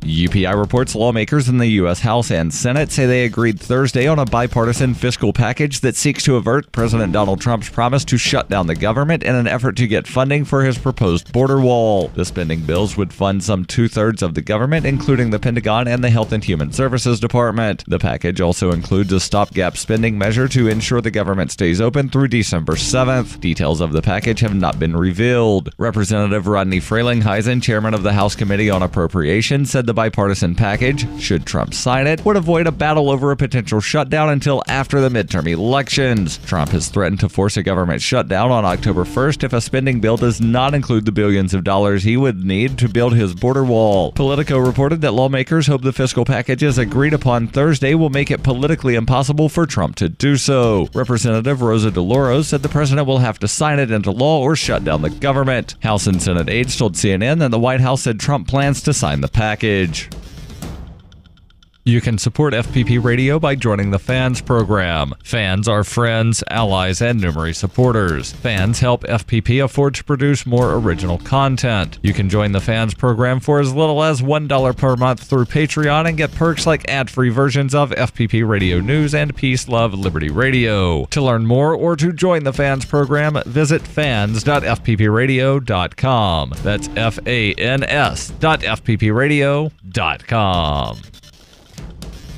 Reuters reports Attorney General Jeff Sessions on Thursday vowed to fight back against federal courts that issue injunctions barring the federal government from implementing regulations nationwide and accused federal judges of engaging in judicial activism. In a speech in Missouri, Sessions revealed he was issuing new litigation guidelines that he said would assist our department attorneys in fighting unconstitutional orders all the way to the U.S. Supreme Court. Nationwide injunctions have become a favored tool by states and other groups who have staunchly opposed many of the Trump administration's more controversial policy initiatives. They allow a single judge in one federal district to block the implementation of new rules across the entire country. The new guidelines call on DOJ litigators to fight back against cases that involve nationwide injunctions. During the Obama administration, Republican-led state attorneys general and business groups often sought nationwide injunctions, a strategy that has since been more often deployed by Democratic state attorneys general and civil rights groups who seek to block many of President Donald Trump's policies. According to Sessions, courts have issued nationwide injunctions 25 times since Trump took office. Sessions said in a statement, "This trend must stop. We have a government to run. The Constitution does not grant a single district judge the power to veto executive branch actions."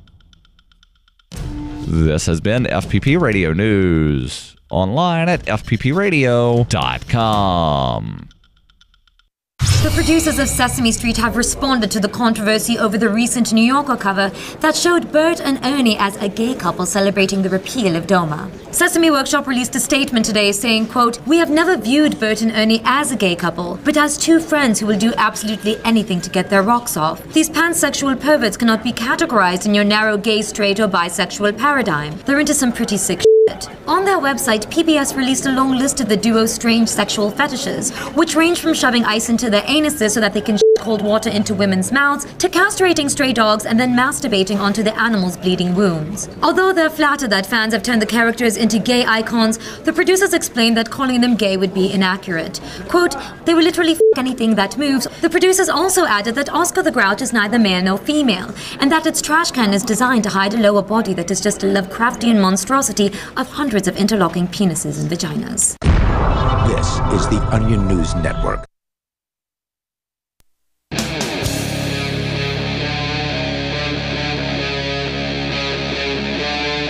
Free Talk Live. Hey, it's Free Talk Live. We're launching into the third hour of the program. You dial toll free, take control of the airwaves here. Our number is 855-450-FREE. That's 855-450-3733. We're talking about government internet. And, I mean, you put those two words together, you know you're talking about something that's going to be slow. You know you're talking about something that's going to be broken half the time, unreliable at best. And we're going to tell you a little bit more about what it's like in Australia on the so-called National Broadband Network that Australia has been promising, their government's been promising for more than a decade. We'll give you more details on that. It's Ian and Chris in the studio, but first to the phones and to the fun. We got Robert listening in Ohio. You're listening apparently on the radio. Go ahead, Robert. Hello.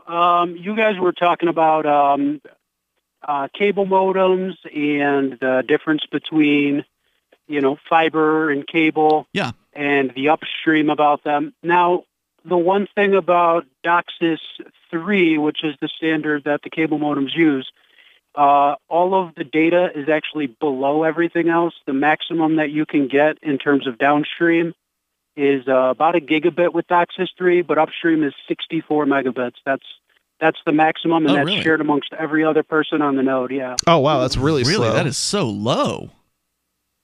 Yeah, it's getting worse and worse. I mean, like out where I'm at, all we get is 4G, and Sprint decided that, more people want download than upload. Mm-hmm. So we can get 400 megabits down, but they max out at about 8 megabits up.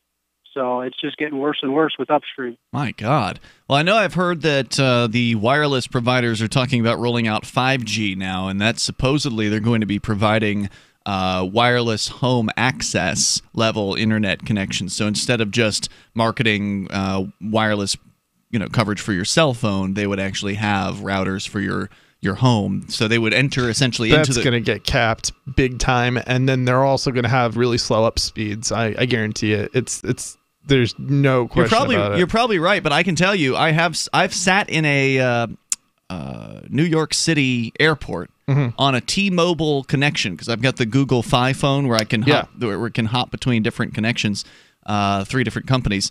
And the T-Mobile connection, I had a upstream of nearly 100 megabits per second on my phone. Yeah, but that's because you're basically over Wi-Fi.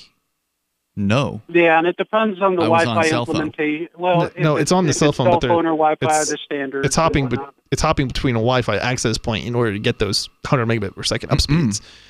Well, I mean, I was not on Wi-Fi at that time. I was using just LTE. I was just using a phone. I was blown away. I do believe. I couldn't believe it. I do believe that the service, the Google, the Google service that you're talking about, I don't know how it shows it to you, but I'm pretty sure that you are not getting. You were not doing that over for. I mean, I could be wrong. But so you're saying the Google Android phone, when you press the Wi-Fi button to turn off Wi-Fi, it's actually lying to you. And I it's suspect not really turning it off? I suspect so. Something along those lines.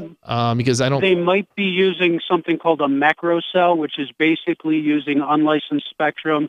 It's kind of Wi-Fi, but it's still over the local frequencies, it only really covers that building, and that would give them a lot more bandwidth as well. Right. So it's kind of misleading. You're not going to get that anywhere else. Yeah, it was amazing. 100 megabits on my phone.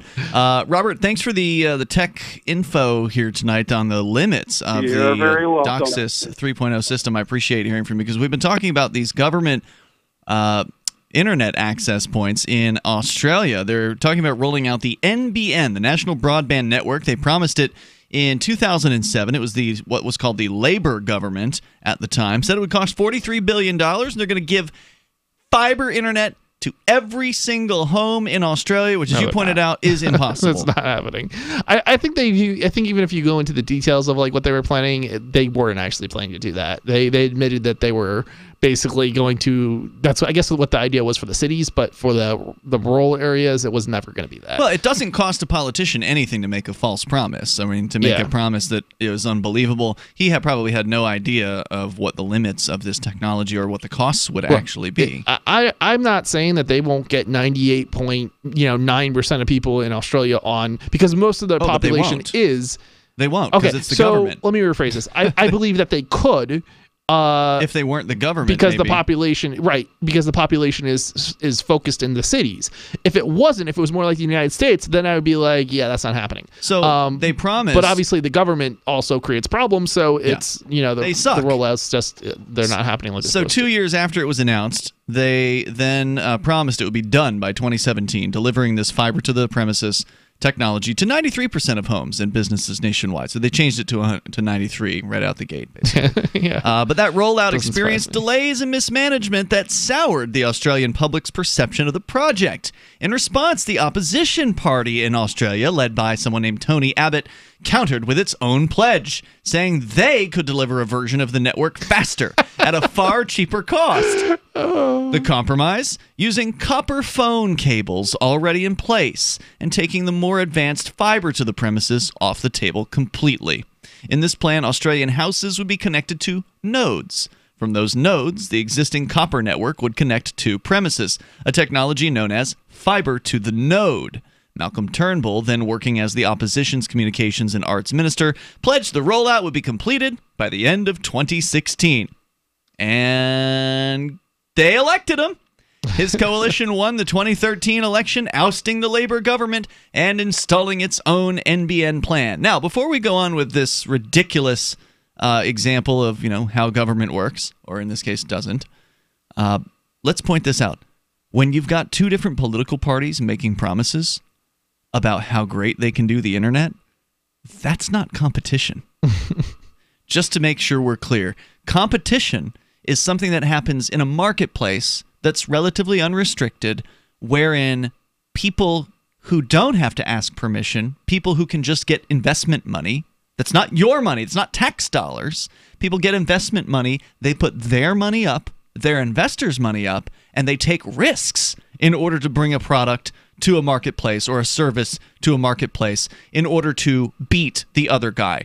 Competition's when you have two entities in a place trying to get market share. That's what competition is. It's not the same thing when you've got two political parties vying for your votes, because they're spending your money and only one of them's going to get in. And when that one gets in, they're still running the damn government, and government doesn't have the incentives that people in the market have. Government isn't responsive to what the marketplace wants.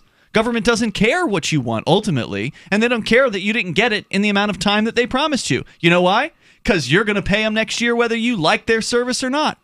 If they don't get their internet to you in 2016 like they promised, or in 2018 like the other people promised, then what are you going to do? Stop paying taxes? Good luck. Because most people aren't going to stop paying taxes because they're afraid of going to jail. No, they can't. It's crazy because people end up becoming dependent on government, and then they have this impression that if government went away, they wouldn't be able to survive. And it's the opposite is true. If the government went away, you probably would have more money in your pocket, you would thrive.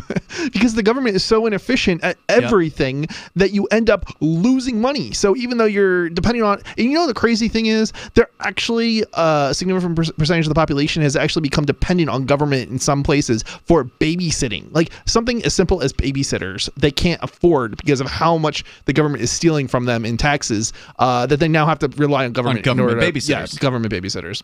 Abbott's coalition won the 2013 election and stated their own plan. Instead of delivering high-speed fiber, the coalition promised a multi-technology mix, or MTM, that would see around 71% of Australians retaining their copper wiring.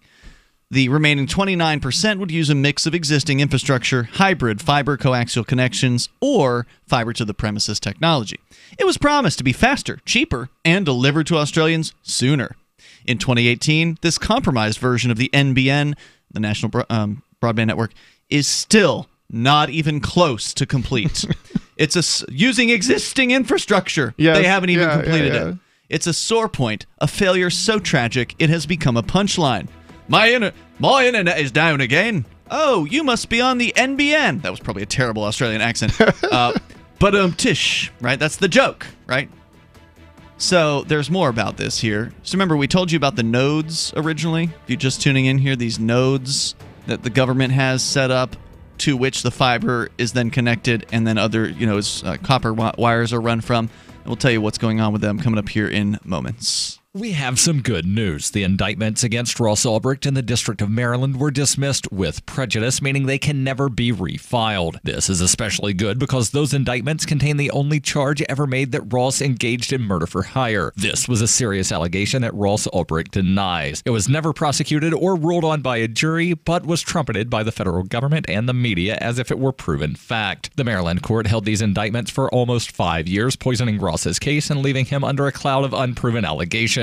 As explained in Ross's appeal to the Supreme Court, the fact that the judge used these allegations to give Ross a draconian sentence of double life without parole violated his Sixth Amendment right to a jury trial. Judges are required to issue sentences based on convictions decided by a jury, not unproven allegations never even charged at trial. Although this is a positive development, the dropped indictment will not set Ross free. Now, a presidential pardon is Ross's only hope of freedom. Sign the petition at freeross.org. freeross.org. Your property and your family are precious. Protect them with Blink. Blink motion-activated HD cameras are wire-free, set up fast, and their batteries last up to 2 years. And Blink's live feed option lets you monitor what's happening in your home anytime, anywhere. No contracts, no subscriptions, and Blink works with Alexa. You can get 3 Blink cameras for way less than the other guys, plus an extra 15% off. Visit blinkprotect.com/FTL. blinkprotect.com/FTL.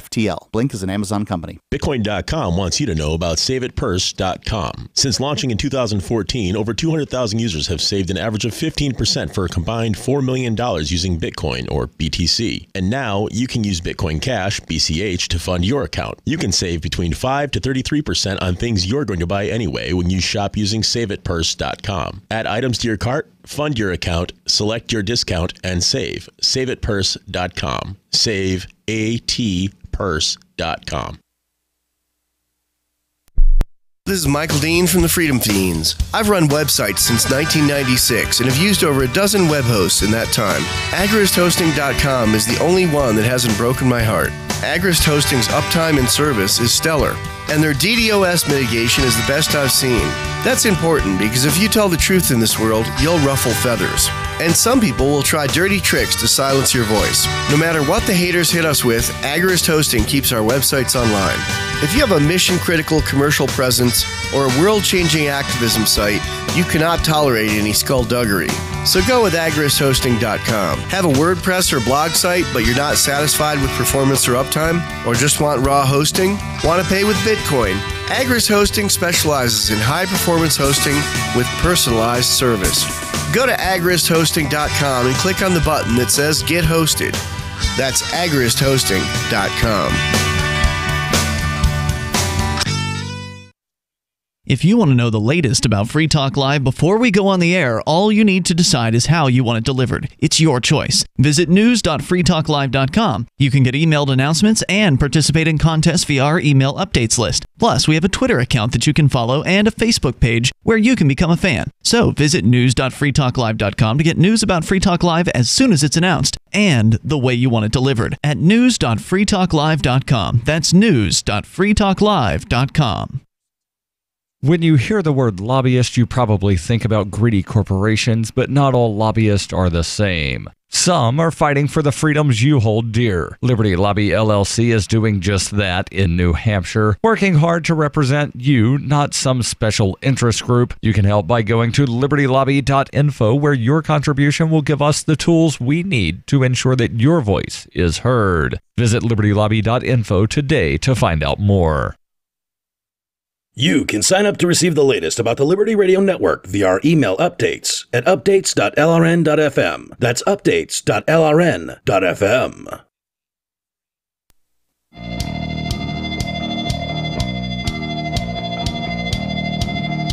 It's Free Talk Live. You're invited here to join us on the radio. Our number here, 855-450-FREE. We're talking tech, talking about the internet and how to absolutely fail with internet technology, with upgrading internet connections in homes across an entire country.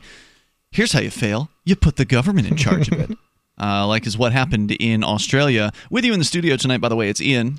And Chris. Now, the good news is when it comes to cryptocurrencies, if you're in Australia, you're fine as long as you've got a working internet connection, because if you're doing crypto, you don't need a whole lot of bandwidth in order to send some crypto transaction or receive crypto. It's very, very small amounts of data. So even if you're in Australia, you too can use Zencash. Oh wait, it's now called Horizon. They've changed the name of Zencash to Horizon. It's now a privacy platform because it's more than just cryptocurrency. It's built on zero-knowledge technology with a decentralized secure node architecture, and they've got an excellent set of nodes. There's actually more nodes in the Zencash system than there are in Bitcoin, so it's very secure from that aspect. The Horizon platform also enables real-life uses beyond cryptocurrency. Already, they've got a chat platform built in there, and soon, Horizon will enable you to publish information and go anywhere on the web, all with complete privacy. Horizon is bringing privacy to life. You can learn more at horizon.global, HORIZEN.global. As we continue here, for those of you just tuning in, we're kind of giving you a brief history, according to CNET.com, of how bad the internet has been in Australia, where they are ranked at number 50, according to the Akamai. I guess they do like a yearly release on which countries have the fastest internet. They call it the State of the Internet report. Australia at number 50 in a recent version of that report. Back in 2007, the politicians made all kinds of promises, saying they were going to install fiber to every home in Australia, and ultimately completely failed to do that. Australian voters voted in the opposition, who had promised to do it better by using existing copper wire technology. You know, the stuff that's been in your house since 1950. That technology. Yeah, ADSL. They basically are rolling out ADSL to Australia, just rolling it out.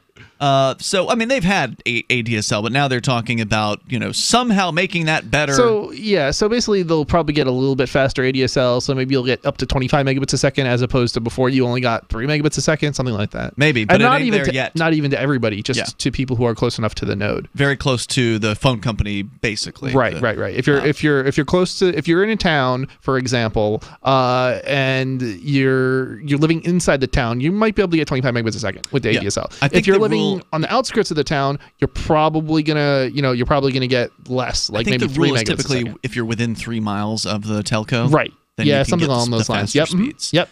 So back to the story here from CNET. Again, both political groups, the coalition here. What are they called here? The sponsor. They don't even say what the name of the party is. But these two different political groups failing. They have not met their deadlines, which of course means they've gone over in their costs as well. They haven't talked about the costs here in the story, but if they're not meeting the deadlines, they're going over in costs. In 2016, a node was installed on Redden drives. Remember, their plan now that they're supposedly still working on is to have these nodes to which then the copper wires are hooked, and then purportedly the node has a larger internet connection on the outside of it. But of course, as you pointed out, I think it was off the air, if you've got a copper wire going to a fiber node, you can still only take the data that can go over the copper wire, so it doesn't matter that the fiber is at the node. Yeah, exactly. You're maxed out at whatever current copper technology is capable of handling, and unfortunately, that's not a whole heck of a lot. So imagine like this: like you've got your dryer vent, right? You've got a 4-inch diameter on the dryer vent. And typically you would hook a dryer vent up with a 4-inch diameter to the vent on the outside of the house, with the dryer hose, right? Well, now imagine hooking it up with a 1-inch hose instead of a 4-inch hose, but you're still hooking it up to another 4-inch hose on the end of at the end of the house, but obviously you can't benefit from that in any way. You're not benefiting from the 4 inches at all because you've got a 1-inch hose that's going between two 4-inch connections. That's essentially what we're talking about here with the copper lines. You just can't fit a lot of data over those lines. They might be able to increase it in some areas if they run, for example, a fiber out to the outskirts of town. Then maybe people can get 25 megabits per second out there from 3 or 6 or something like that. There's a limit, though. Yeah, there's a limit because of the fiber or because of the copper. And the thing is, this is the crazy thing. So people might be able to get faster speeds with copper down the road, but they're still limited by the copper. And as time goes by, the fiber will also get faster. Correct. But the fiber is always going to be faster than the copper or the coaxial. So the best way to solve the problem long term is to upgrade the underlying infrastructure to all the way to the home and not stop halfway and pay a fortune for it. And then of course not even get what you're what you're paying for. In 2016, a node was installed on Redden Drive in Kellyville, a 40-minute drive northwest of Sydney. 2 years later, on a clear afternoon in July, I'm trying to locate the unlucky internet cabinet twice destroyed now by wayward cars. It's planted somewhere along the road, but I'm not sure where exactly. I pull onto Redden Drive, heading south, and take a slight curve around a blind uphill bend. 2 bright yellow bollards jump into view. Now, I had to look up what a bollard was. It's those those cylindrical pylons, basically. And pylon's not the right word, but the cylindrical barrier thing that you'll see on roads in some places. Bright yellow ones jump into view. The green node behind them. The fluorescent bollards look out of place among the monotonous suburban fencing and drab sidewalks. They look almost alien. The bollards were added in May of 2018 to protect the node, according to an NBN Co. spokesperson. 2 months after the dual crashes in March, a decision was made to install the bollards on the node's northeastern side as a barrier between oncoming traffic and the box. If a car were to swerve off the road and into the node, it would crumple against the hard steel of those bright yellow barriers.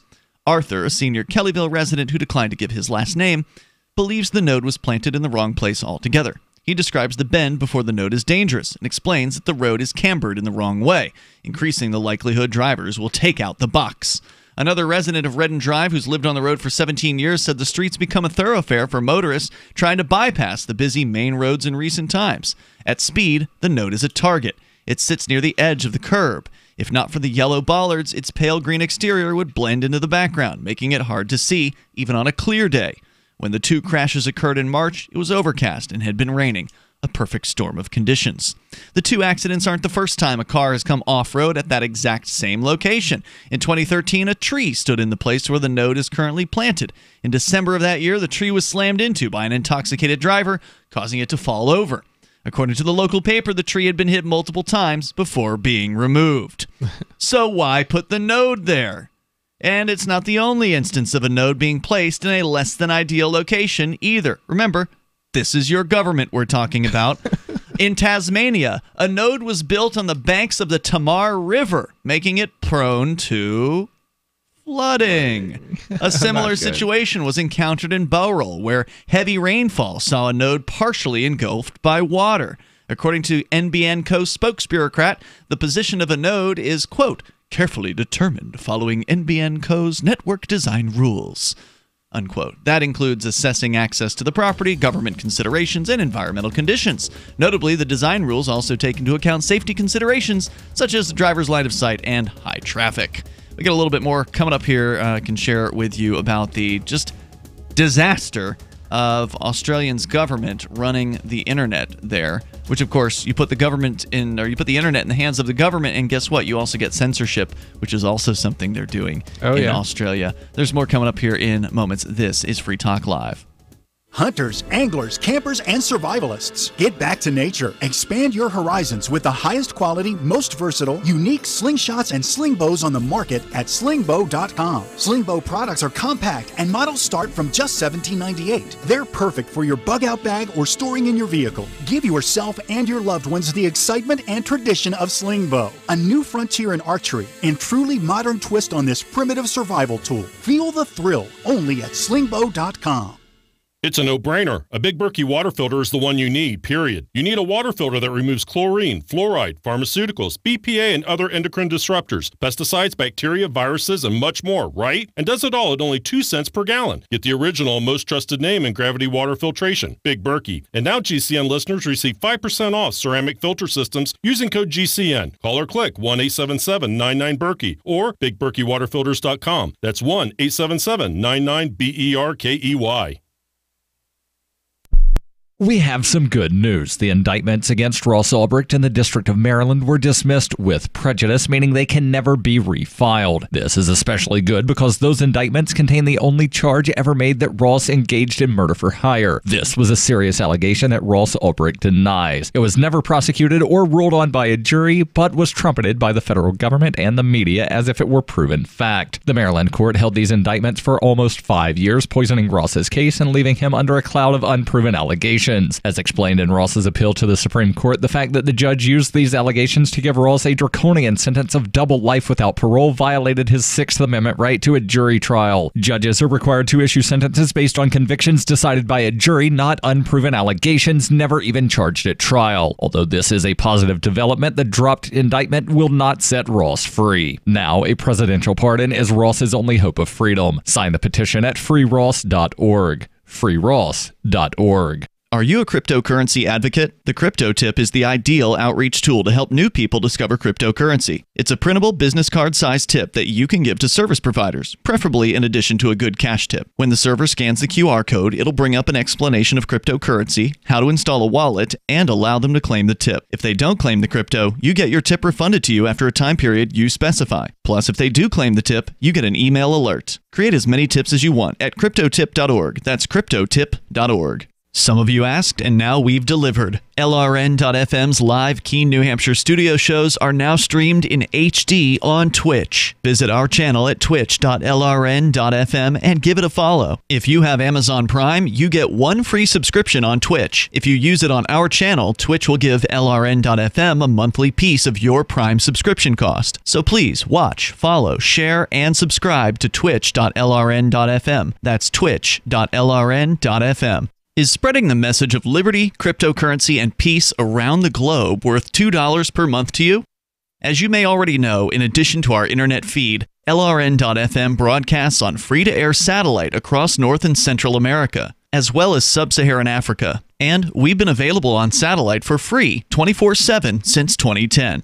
The LRN.FM free-to-air satellite signal is reaching some of the most oppressive regimes in the world, and there's no doubt our ideas are making an impact. You can learn more about the channel's impact by watching the 3-minute video at fund.lrn.fm.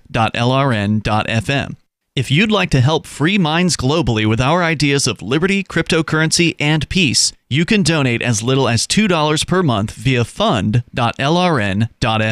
You can help us continue and expand our satellite broadcast to multiple continents. Visit fund.lrn.fm today, and thank you for your help. Don't forget to share the link on social media. That's fund.lrn.fm.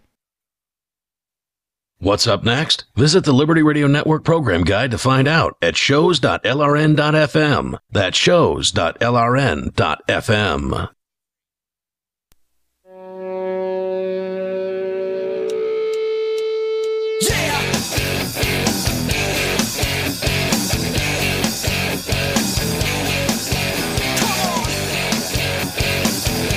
It is Free Talk Live. We got time for you if you want to join us here. The toll-free number is 855-450-FREE. That's 855-450-3733. We've also got the Discord on-air call-in line rooms. Head over to discord.lrn.fm. You can jump in there and talk with us, sounding almost like you're sitting here in the studio with me, Ian. And Chris. And also want to let you know about Bitcoin.com. If you're new to cryptocurrency, great place to get started, Bitcoin.com. They've got the Bitcoin.com Academy there where you can learn the basics about cryptocurrency like Bitcoin.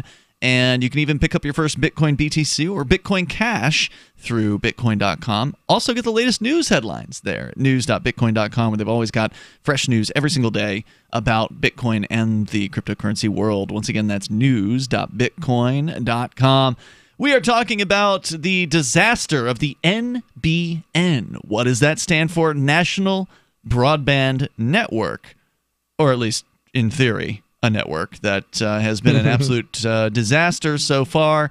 You know why? Because it's the government who's in charge of it. This is in Australia. Now, keep in mind that even though we're talking about something that's happening in Australia, and certainly we're not an Australian-based talk show, remember, there are cities all across the United States who right now, there are people in those cities saying, we need municipal broadband.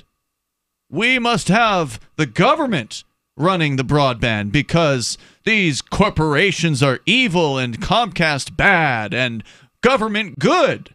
So they're having government programs created in municipal areas to roll out broadband access. Well, again, you know what happens when you put the government in charge of internet? They get to know where you're going on the internet, right? Unless you're using a VPN or some other way of obscuring Tor, for instance. That's why we need VPNs because we have government. But this is like real government internet if it actually does end up getting rolled out. Of course, then the taxpayers are footing the bill for internet access. And of course, if internet access is given away free to some people, well, they're just going to gobble up as much of it as they possibly can and likely bring the speeds down to nil, even if they actually did successfully roll these things out. But we're looking at what happens on a national level when the entire nation of Australia, the entire government there, is ostensibly providing internet services, and how just botched up it is. And we've been talking about the locations of these nodes on the network where they're literally putting critical internet infrastructure in a little, green metal box sitting on the sides of things like high-speed roads and rivers. And then acting surprised when the river level goes up and the box floods, or when a car careens off the road and smashes the box to bits. But this is your government for you. Here's a little bit more from CNET.com. For 2 weeks, there's been a hole in front of Barbara's house. It's on the sidewalk. Over the next month, NBN Co. technicians will work to permanently move the node at Redden Drive to this new location. The one at Redden Drive is the one that keeps getting hit by cars. Rather than continue to repair the node, it was deemed more cost-effective to move it here, 50 meters around the corner. Residents will experience minimal service disruption, says NBN Co.'s spokesbureaucrat. Recent Kellyville transplant Barbara, who also declined to give her last name, understands why the node is being moved to her street. The old location looks like a quiet piece of suburbia bordered by 2 schools and a church, but it might as well be a highway. Barbara's street is narrower and quieter. There's a little danger a car would come at speed in direction of the box. It certainly seems like a safer location. But the relocation comes at a price. An NBN Co. spokesperson would not provide a specific figure for how much it would cost. Remember, they're moving the node 50 meters away, okay? Not exactly a really long, distance. They won't even tell you how much this move will cost. Instead, saying that it, quote, sits within NBN Co.'s operational costs, unquote. But most estimates suggest installing new nodes usually cost NBN upwards of $2,000 and even balloon out towards $5,000 in Australian dollars. Between improving security, reducing latency, and increasing network stability, there's little argument that fiber to the premises is the superior technology. Rod Tucker, a laureate professor of electrical and electronic engineering at the University of Melbourne and a member of the advisory panel for the original NBN plan, the one that promised fiber to every single home, says that it offers the largest by far potential for high capacity. Coupled this with the ability to easily increase the speed by simply changing the modem, and it becomes clear that fiber to the premises was an ideal long-term solution. As Australians switch to the NBN, it's expected that the nation's ranking for internet connections will increase, but using the fiber to the node technology that they're using provides a ceiling on how fast internet speeds can really go. Do you want 25 megabits per second or do you want a gigabit per second? The copper wiring is a limiting factor. To simplify it, the further you are from the node, the worse your speeds will be. Oh, and guys, 1 gigabit per second is 1,000 megabits per second. So 1,000 megabits or 25. Yes. Which do you want? Thanks for clarifying that. Moreover, as other nations continue to invest in fiber to the premises, any boost in Australia's global internet ranking is likely to be short-lived, as those countries surge ahead, with connections beginning to push 1 gigabit per second, a speed that would allow a family of 4 to stream in 4K on multiple devices concurrently. So, again, they go on to point out that the future holds a painful, probably slow replacement of fiber to the node, he says, believing that Australia is already running into trouble with these connections, but it's too late to switch over to fiber to the premises because the money's already sunk. So the government changed their plans, and they sunk billions of dollars into this existing system of supposedly upgrading the copper networks. They basically put money into a legacy technology. Yeah. And that's, of course, sunken cost fallacy, right? When you put a bunch of money into a thing that you think is important, whoops, it turned out you could have spent the money better on this other thing. Well, sunken cost fallacy is saying, well, we need to just move full speed ahead into this other technology because we've already spent $40 billion on it. Because the money's been spent, so we need to stay right here and never change. Yeah, what we're a going to do. slower rollout would have been better. The better way to go about this. Yeah, it's absolutely insane what they did here, because it was so ridiculously expensive to do it, and then it's like then you're gonna waste the money for basically an incremental speed bump. I mean, nothing. It's nothing. Why would you throw away good money at a bad solution when you could have thrown? Because they're the government. Yeah. The coalition promised to deliver their version of the NBN faster and at a lower cost. In 2013, they scrapped the old model and stated their own. Quote, the 2013 strategic review found the NBN would not achieve its financial or rollout targets using an all fiber to the premises model, since the project was 2 years behind target and faced substantial additional costs, said a spokesperson. Saying further, the ambition of a universal connectivity is unique to Australia, given its expansive geography and population. NBN's flexible approach determines which technologies are utilized, unquote. So again, saying, see, we were gonna do fiber, but we need a flexible approach where we can use these old technologies. Being flexible actually makes sense in Australia. If you're outside of the city, the fiber was not the solution. It never was, because it would have been too insanely expensive. But certainly within the city, they should have gone with fiber. So here's some numbers for you. Since the coalition government took over the rollout and moved to this multi-technology mix, the budget skyrocketed from $29.5 billion to $49 billion, and the deadline blew out an extra 4 years. The current network is now on track for completion in 2020. So originally they'd promised 2016. Yeah. And as of July of this year, it's activated in just over 4.2 million homes, with the remaining 7 million ready to connect. However, only 1.2 million are actually using fiber to the premises. The rest of them are stuck on DSL. Yikes. Going on here, there was broad support in the Australian community for a first-rate fiber-to-the-premises NBN. But the Conservative government wanted to play politics for the sake of it, says Michelle Rowland, Communications Minister in the Labour government. And again, now they're turning your internet into a political football. Mm-hmm. So now, because the Conservatives are in charge, remember, it was the Liberals who originally had promised this, apparently, but they screwed up. And so now the Conservatives are in charge of it, and they're screwing it up. And so now the Liberals get to say, see, we told you they were going to screw it up. See, you should have left us in charge. We would have made this happen. And people will believe them because they're the ones who aren't in charge. And they're going to switch out the chairs again, probably next time around.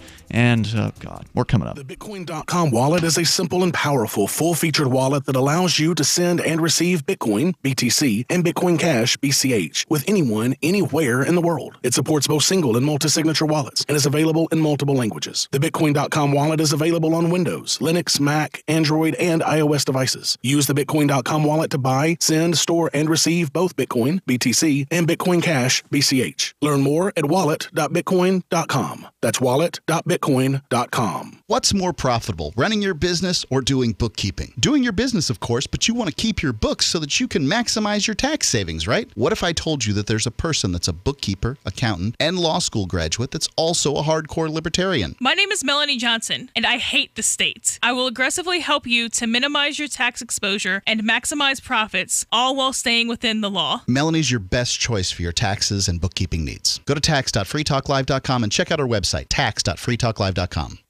Long distance travel or long hours in front of a computer can take its toll on your body. Get relief for your neck or back pain when you search Amazon for Sunshine Pillows, heating wraps, and pads, often listed as an Amazon choice. Why take another pill? Now, from Sunny Bay and by customer demand, we introduce our extra long neck heating wrap, a complete wrap, wide and hands-free, and brings fast relief to those who suffer from neck or back pain. You can easily find Sunshine Pillows on Amazon. Or search Amazon for our new Sunny Bay disposable heat pads. Or look for Sunny Bay heated neck wraps for relief from back pain to menstrual pain and cramps. Sometimes life can be a pain in the neck, or back, or shoulder. See why our company, Biomed DB Design, has a lifetime 100% positive rating on both Amazon and Etsy. Just go to Amazon.com and search Sunny Bay, or call us 253-678-1361.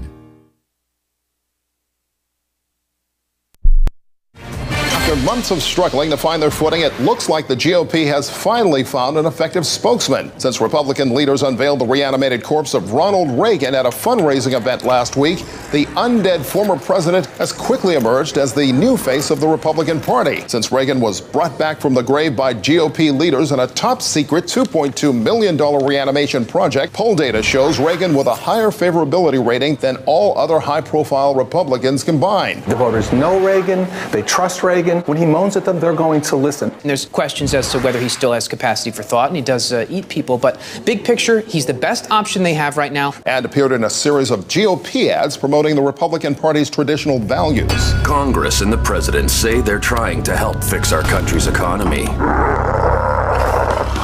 Ronald Reagan and the Republican Party have the right idea for America's future. This is the Onion News Network. Here's a chance to do a little activism while you're cruising Facebook, Twitter, or Google+.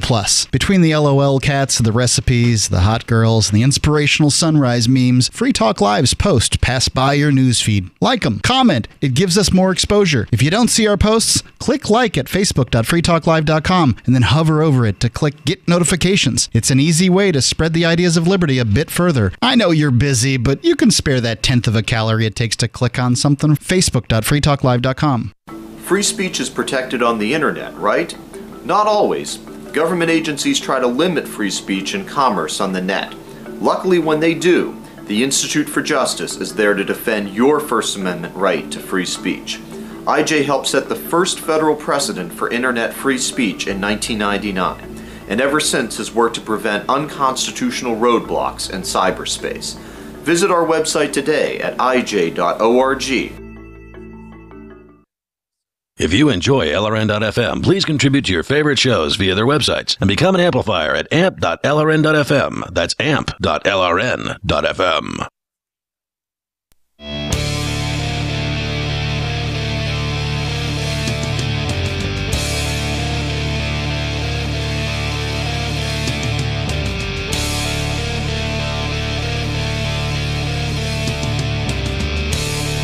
It is Free Talk Live. You dial toll-free, you take control of the airwaves, bring up anything that you want. We're talking about the debacle in Australia, where the Australian government, under both the political parties, has absolutely failed to deliver the various different promises of faster internet to the homes in Australia, which, of course, the idea of even having government internet is a scary concept because, well, it enables government censorship, which is the other news in Australia that we haven't really covered recently. We covered it, over time here on Free Talk Live, them slowly rolling out new controls over the things that you can access over the internet connections that they are managing, and managing poorly, as we're finding out here. It's Ian and Chris in the studio. Of course, as always, you're invited to join us here. The toll-free number is 855-450, free like freedom. Now, if you are into cryptocurrency and you're also a retailer, and you want to be able to accept crypto at the point of sale, you ought to check out AnyPay. AnyPay.global is where you can go to get signed up. And the sign-up process couldn't be any easier. You create your username and password, and you are in the system. That's it. There's no approval process. There's no paperwork. There's no government involved. Just go to anypay.global. You can easily accept different cryptocurrencies. They are doing some work right now on Dash. So if you're trying to use Dash with AnyPay, you're going to find that there's an outage at the moment, unfortunately. I'm calling it growing pains. AnyPay, they've been around for a year now. They're rolling out multi-language support now, multi-currency, fiat currency support. So they've been doing some major changes to their infrastructure over this last several weeks, and it's Dash is hurting right now on the AnyPay platform. But Bitcoin is working. BTC is working just fine. Yeah, I didn't know that. I found that out today. So I'll have to switch to that. Yeah, we'll keep you in the loop on AnyPay.global and how it continues to develop. But I had a really nice meeting with the folks at AnyPay today. They had what they call an all hands on meeting or all hands on deck or whatever, where I was actually invited to this so I could sit in on it. It was their first one they've had, and I think they've got a good vision for the future, and I'm excited about it. AnyPay.global. Check them out there. So we were telling you some of the numbers here as we're wrapping out this story from CNET about Australia and their botched internet rollout. Because, again, you turn something over to the government, guess what? It's going to cost more than what they estimate. The service is going to suck if it actually ends up starting, and in some cases, some homes do have the DSL that they've been given here. 4.2 million homes are connected to this NBN, this National Broadband Network. But there are, again, 20 million potential homes in Australia. And, yeah, so they're not even close. And they're way behind. They're above their budget, and they're way behind schedule. They're at least 4 years behind their schedule at this point, with a completion date ostensibly now to be in 2020. And you've got the politicians playing political football with people's internet access, each side, of course, blaming and pointing fingers at the other side. Now, if a corporation did this, if a corporation was pointing fingers and blaming, the other guy, well, you wouldn't have to do business with them. If a corporation fails to provide you with product or service, and they say, well, it's not our fault. It's the fault of this competitor. It's the fault of our contractor. Well, you're the customer. You don't care whose fault it is. You just want the internet to work. And if the internet doesn't work, then you can leave that competitor or you can leave that company and go to their competitor, presuming the government has allowed competition in these areas. And I'm still not clear on exactly what, if any, private internet access options there are in the nation of Australia. So if you're an Australian and you can clear that up for us, feel free to call in tonight or any old night. Again, toll-free number is 855-450-FREE. We've also got Discord over at discord.lrn.fm. But here's another comment. There again, these different politicians attacking one another. A spokesperson for Senator Fitfield said, quote, Australians can feel confident this country will be a world leader in fast universal broadband access in the coming years. Well, what does that mean? The coming years? Somehow that can mean anything. The problem that we have is, and this is especially true in the United States, is you end up having a government who, in the United States, the problem is that the governments, local city governments, have dictated monopolies for cable television services in the 80s, and that resulted in that monopoly has resulted in no competition to internet to this day, because what we had is two companies basically almost everywhere that could compete with each other, and it was just luck that we even had that, and that's only because back in the day, television couldn't go over copper, so they had to roll out they had to roll out the infrastructure. Unfortunately, by instituting the monopolies, the city government said you will have a monopoly for so many years. It gave them an advantage, whereas nobody else could compete in that market. And as a result, anybody who tries to enter the market today is not able to compete because their investments have already been paid off, so they can undercut them on the price. Right. So now and so this is the problem. Like, even both in Australia, it has to do with socialism, and it has to do with socialism in America, why we have these problems in the first place. Absolutely. A little bit more here from CNET. So it seems poor conditions, intoxication, or excess speeds contributed to all reported accidents at Redden Drive. Again, we're talking about these network hubs, basically, these nodes that are physically, in some cases, just on the side of a road, on the side of a busy road that cars just crash into. It isn't NBN Co's responsibility to ensure safe driving around its nodes, nor is it their responsibility to ameliorate the issues of high traffic or speeding. In fact, a local council can object to where a node would be placed. Maybe it should have in this instance. But not factoring into the poor line of sight in the history of that particular corner shows a lack of foresight by NBN Co., echoing the lack of foresight that saw the government flip the network predominantly to using these nodes in the first place. On this busy Kellyville street, a whole host of problems have arisen that can be traced back to the change in plans. Had an all-fiber rollout continued, there may not even be a node to hit in the first place.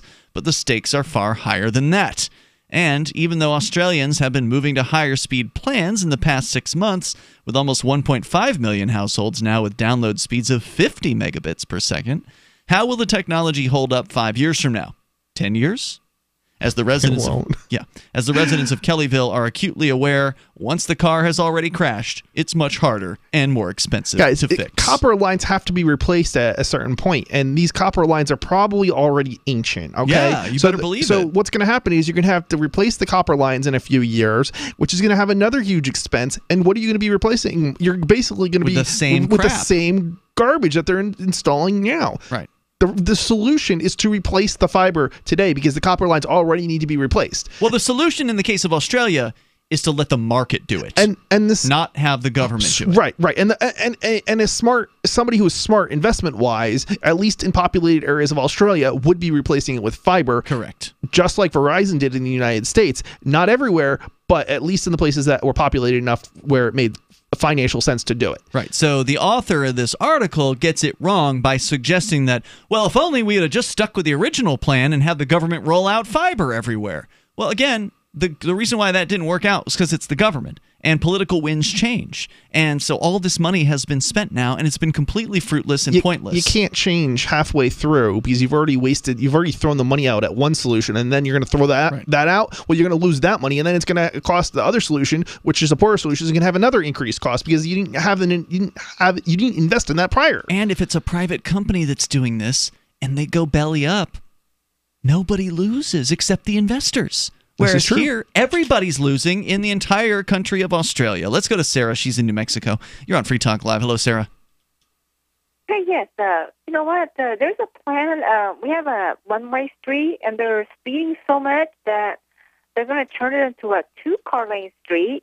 And the funny thing is they're already going both ways on a one-way street. Because of the illegals here, the driver's license, they just give out illegal driver's license. They can't read English, so they're already going both ways on a one-way street. Are you really going to try to tell me that that the problem with people going the wrong way down a one-way street has to do with people who are immigrants? Well, I mean, the thing is, do you think that people who can't? I mean, I'm sorry. Do you think that the people who move here are idiots, Sarah? Well, they can't really read English, but I'm actually kind of really. Really? I'm just. You know that English and Spanish use pretty much the same set of letters. Like, there's a couple of letters that are a little different in Spanish, but it's pretty much the same set of letters. And I'm pretty sure most people coming from Mexico know how to use the words 1, 2, and 3, right? So they've already got the one part of one way down. It's probably not that hard to figure out the rest of it. I mean, it's really not that hard to figure out driving signs and rules. Thank you for the call tonight, Sarah. Pretty laughable. Out of time for tonight, but check out more Chris. He's over on Freedom Decrypted, which is a video program on Saturdays. FreedomDecrypted.com. You can check out that. You can check out back episodes any old time you want to. So check him out. We'll see you tomorrow online. In the meantime, freetalklive.com. Since time began, tyrants have taken aim at personal liberties. Now there's a movie that aims back. The government has no more right to tell us what to put in our bodies than they have to take our guns or tell us what books we can read. 6 drug police were eaten by bears while raiding a marijuana farm. On your knees, you dirty hippies! Jesus. On your knees! What's the problem, officer? Today, many cops who enforce pot laws do so only because it provides them with cushy jobs, good benefits, and a chance to push people around. I was an undercover narcotics officer. The drug war is nothing but a farce. The Second Amendment says you gotta keep you and your get intact. Guns and Weed, The Road to Freedom. A film by Michael W. Dean and Nima Vadadi. DVD available now at gunsandweed.com or on Amazon. That's gunsandweed.com. Makes the perfect gift. Remember, that's gunsandweed.com. Radio is the most personal of mediums. I exist right now in your head. If you listen to Free Talk Live regularly, you know me. Free Talk Live is on more than 160 radio stations around the U.S. and has been downloaded on every continent around the world. Hundreds of thousands of listeners with ad packages from $600 a month to $6,000 a month. Imagine what we can do for your business, project, website, or idea. Email me, mark@freetalklive.com. So you've heard all 3 hours of the latest episode of Free Talk Live, and you're still hungry for liberty-oriented audio content? Did you know that we have another 24/7 audio stream at LRN.FM? The Liberty Radio Network airs the latest episodes of some of the best liberty-oriented podcasts on the internet around the clock. In addition to recorded content, you'll also hear live shows like Free Talk Live, originating from our Keene, New Hampshire studio. So listen anytime at LRN.FM. That's LRN.FM. The Torchwood Report is coming up next, live after the news on the Liberty Radio Network at LRN.